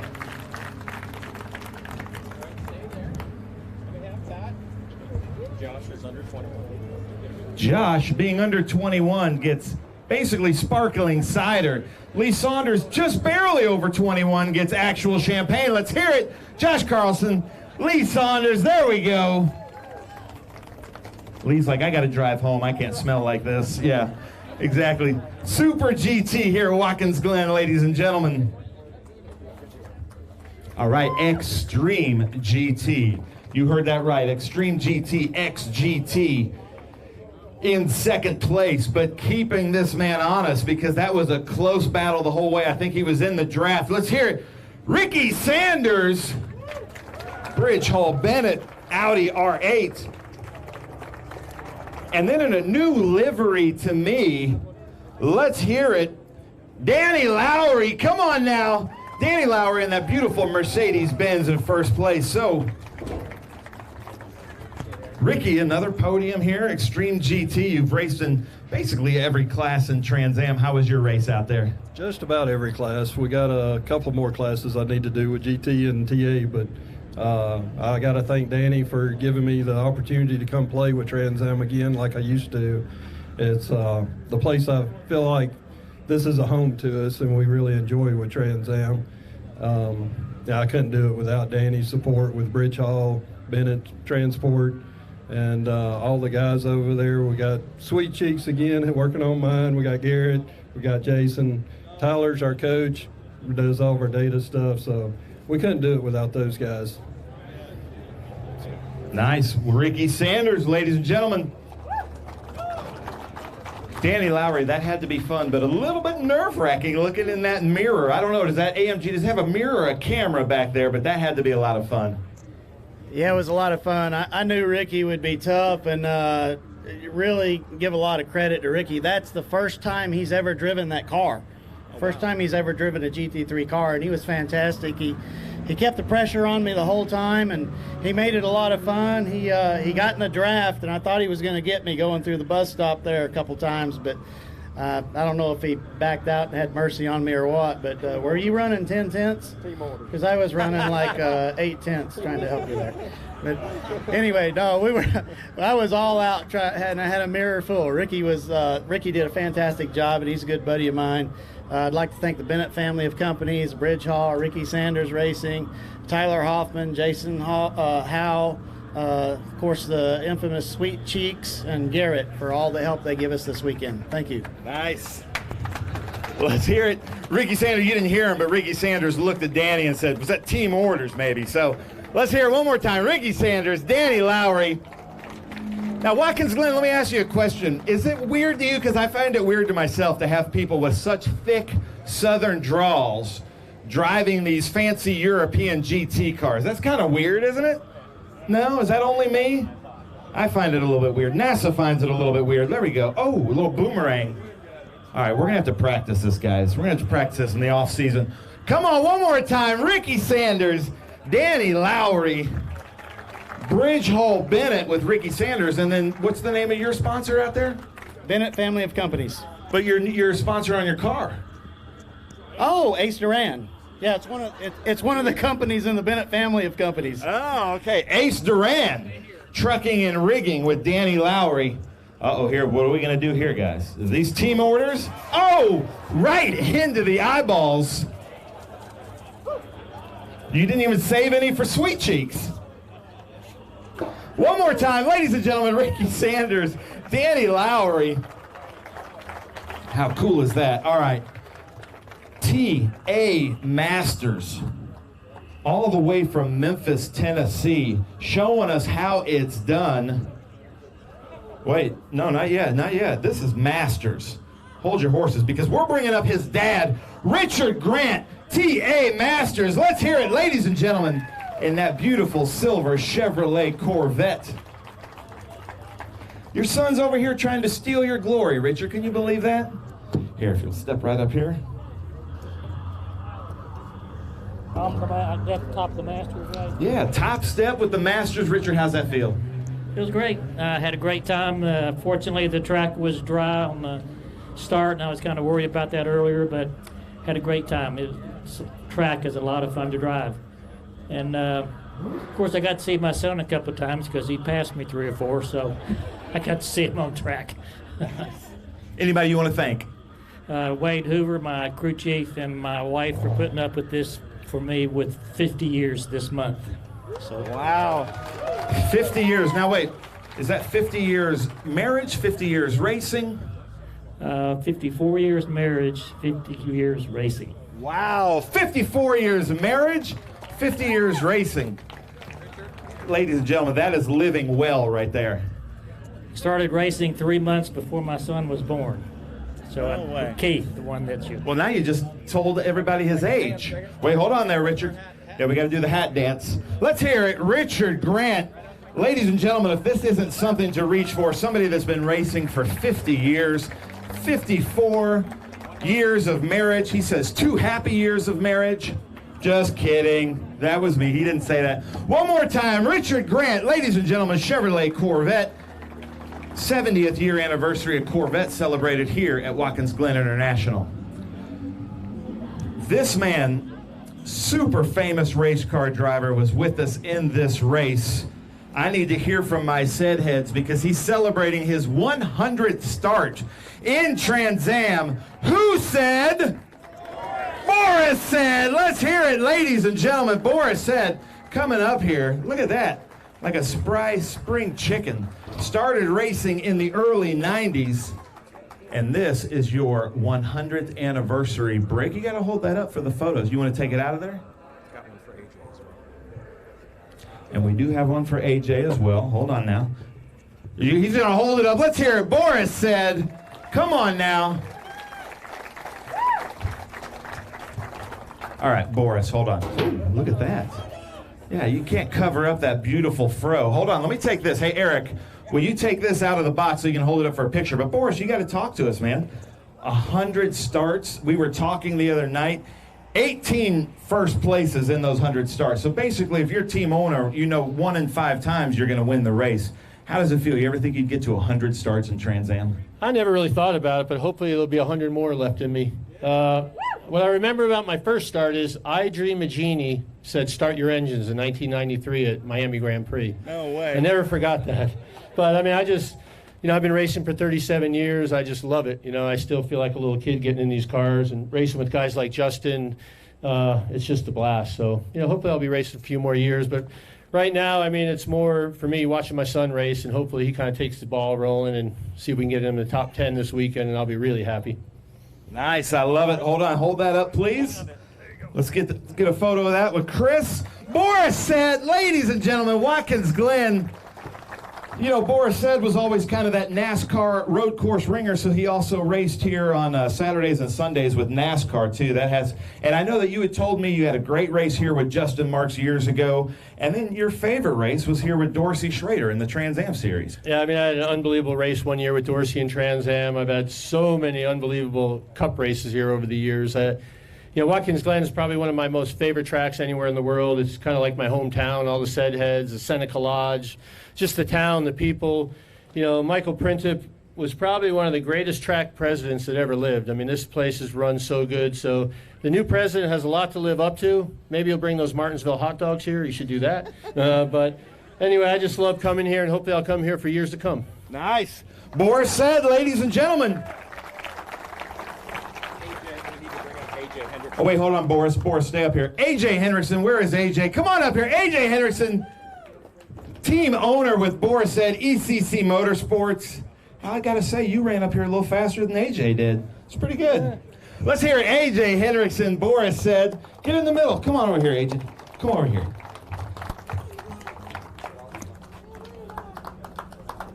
AJ, as a huge motorsports fan, that's got to feel pretty good. Yeah, really good. A special day. We were hoping to do a little better, but it's racing, you know, we'll get the car better. But to be a part of this with Boris is very special. I'm also a race fan too, obviously, so I've been watching him go around the racetrack since I was 4 years old, and pretty cool doing this with him. Nice. I love it. AJ Hendrickson, Boris Said, and I got to give it up for AJ. You won the Northeast Championship here just a couple years ago in Trans Am yourself. So AJ Hendrickson, Boris Said, come on now, Watkins Glen, where are you at? I just need to also thank my wife, Deanna, 23 years. I don't know if we'll make it to 50, but thank you. Thank you very much. 23 years, Boris Said. Ladies and gentlemen, one more time, get loud. Who said? See, I love that. All right, Trans Am. The big 850 pushing 900 horsepower behemoth monsters like you see here in this number 99 Trackhouse car. Third place, all the way from the Memphis, Tennessee area.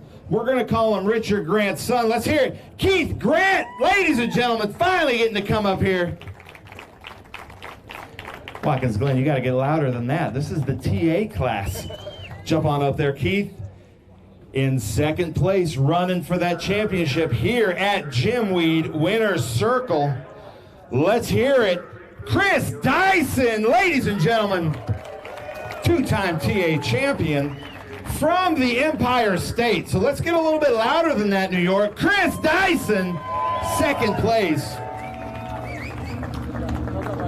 The owner of Trackhouse. They were just here a few weeks ago with NASCAR. But this is how he spends his vacation time.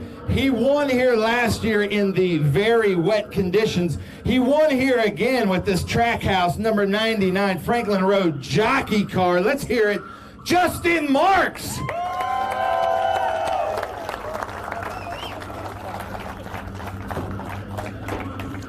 Keith, back up here on the steps in Trans Am. That's got to feel good. Yeah, it does. I wish I could have fired off a little bit sooner. I stayed with them a few laps, and then they just worked their way away from me. And then kind of at the end, I got the car back under me again and started dropping my time quite a bit. Had a good time today, and I just want to thank Showtime Motorsports and my wife, Kim, and family for supporting this.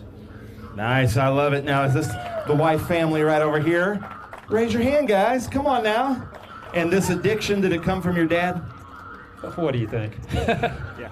Dad, uncle, cousin, whatever, the whole Grant family well represented. Now, here is something that I got to point out. This is what I love about Trans Am. To me, if I were a team owner, I would say that was a perfectly executed championship run by Chris Dyson. He gets out of the car, and I could just read the disappointment on his face. I hope you don't mind me saying, but you want to win every single stinking race. Well, you know, Ben, we want to come out here and compete, and I think this weekend we struggled. You know, once again, we had to switch cars because of problems. You know, I want to do better than that. The guys want to do better than that. Give ourselves a shot to go out and contend with Justin.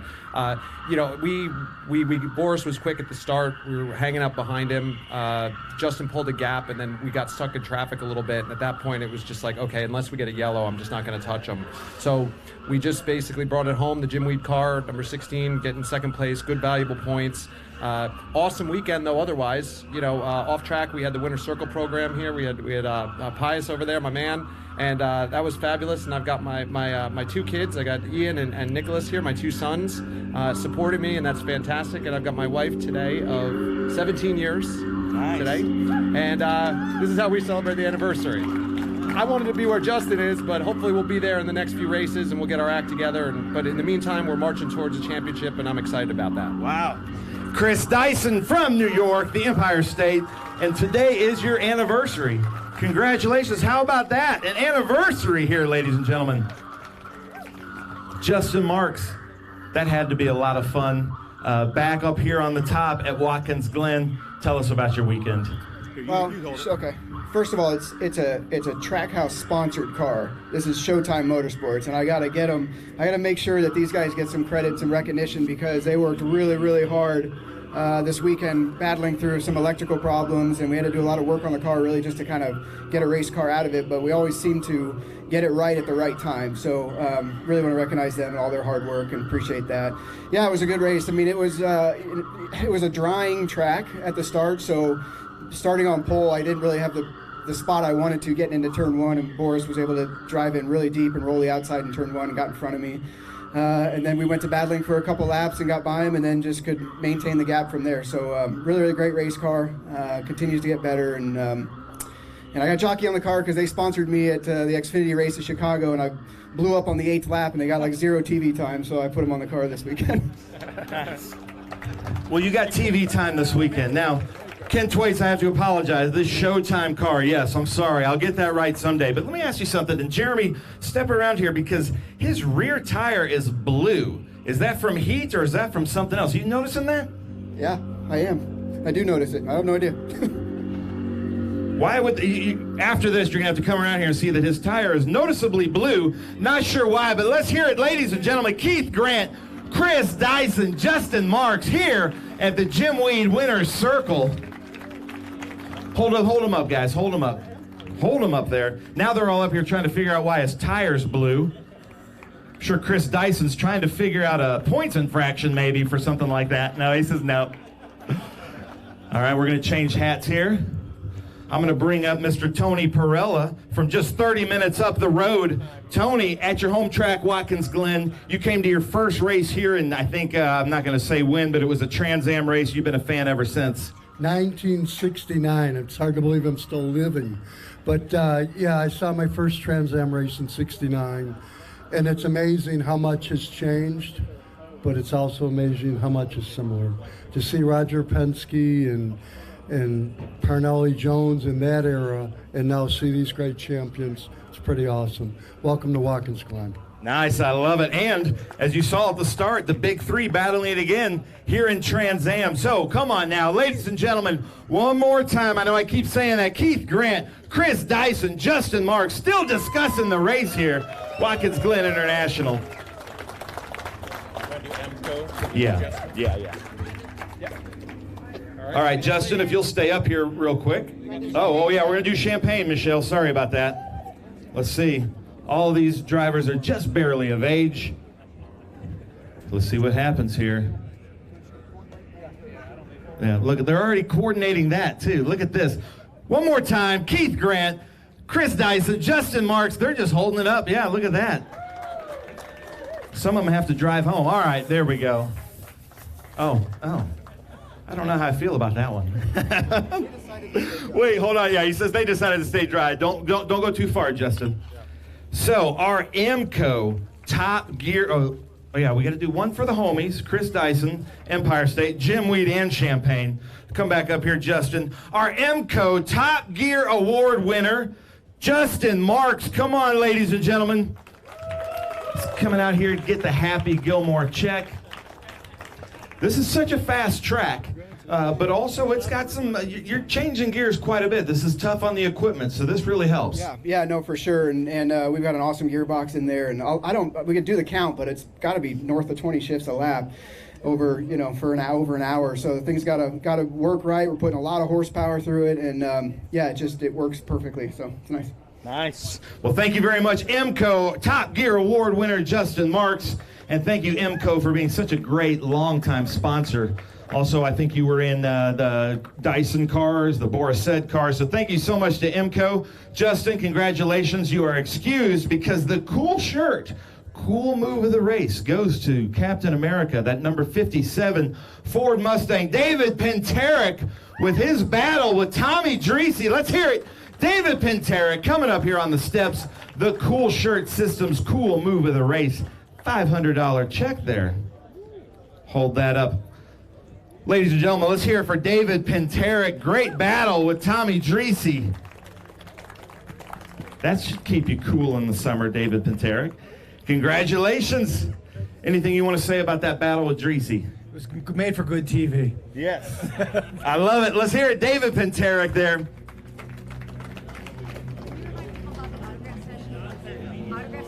There is an autograph session, 1:30 in the Trans Am paddock, so make sure you go get all the TA2 drivers autographs, the Big Machine Vodka Spike Coolers TA2 Series drivers. But ladies and gentlemen, that does it for us. The Trans Am Series presented by Pirelli, Watkins Glen International.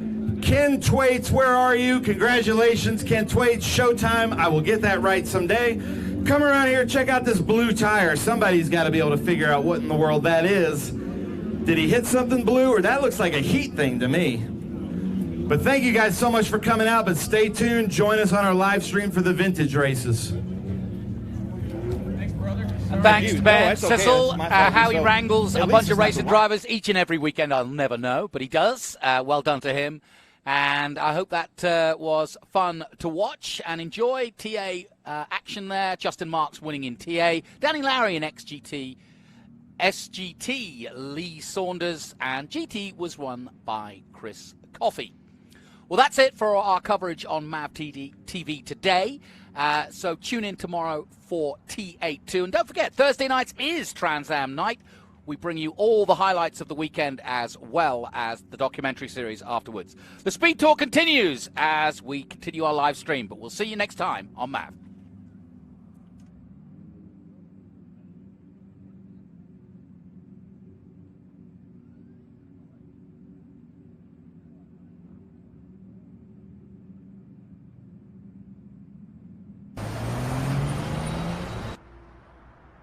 Honey, did you do something to the car? It's so quiet. Do the new P0 AS Plus 3 tires from Pirelli provide a quieter ride? Yes. The new tires from Pirelli deliver high performance and, as she noticed, an exceptionally quiet and comfortable ride. The new P0 AS Plus 3 tires from Pirelli. Performance for every mile. I'm Richard Petty, and you might say I've had a fairly successful driving career. And you know the secret of my success? Having a good support team around me when I need it. Whether you're a route driver, over-the-road trucker, or you're interested in driving special purpose vehicles, Clean Harbors is the kind of place where you can build a long driving career. Do yourself a favor, give Clean Harbors a call. We're at a commercial break.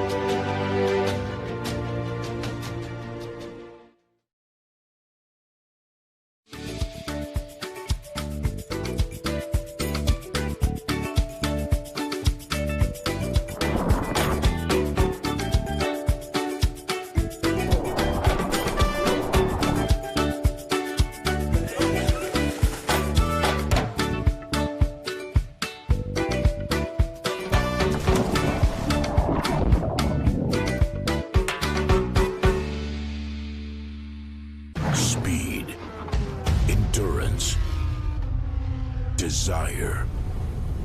For 160 years, Motul has helped engines and drivers go faster, further, and stronger. Tested in the heat of battle, driven with passion, with one aim, to give you superior powertrain protection and performance. Motul. You've got a business to run, big and heavy products to ship, and customers who need them now. When you've got the right driver and the right equipment, you can bet on a spectacular result. Bennett understands complex logistics and puts the best team, the most time, and the latest technology into every customer relationship. So you can sit back, relax, and enjoy the race. Let us handle the rest. Together, we can move anything.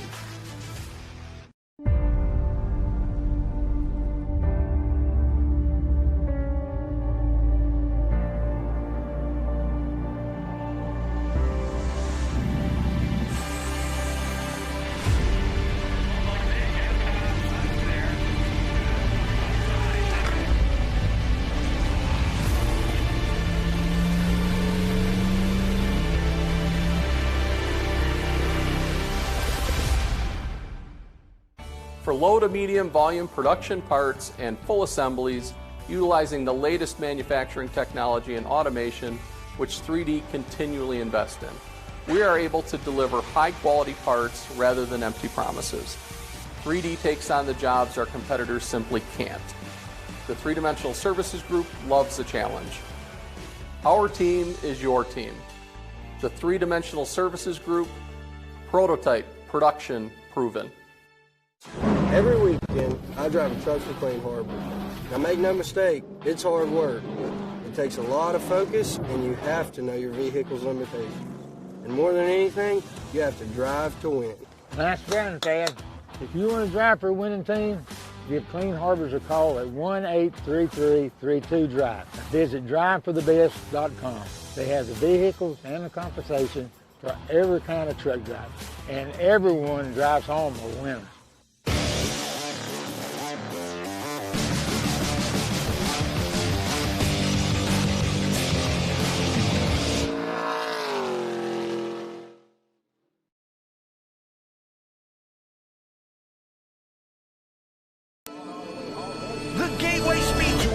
To Worldwide Technology Raceway, September 22nd through the 24th, featuring the Trans Am Series presented by Pirelli, the Sports Car Vintage Racing Association, and Saturday, take part in the Haggerty Cars and Caffeine Car Show with Parade Laps. You do not want to miss the Gateway Speed Tour, September 22nd through the 24th. Children 12 and under are free.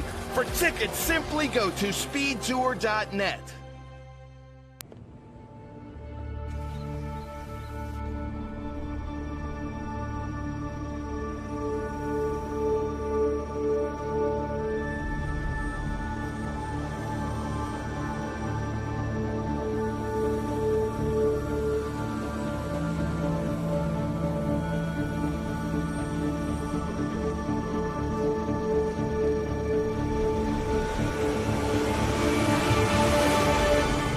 Hawk Performance packs 100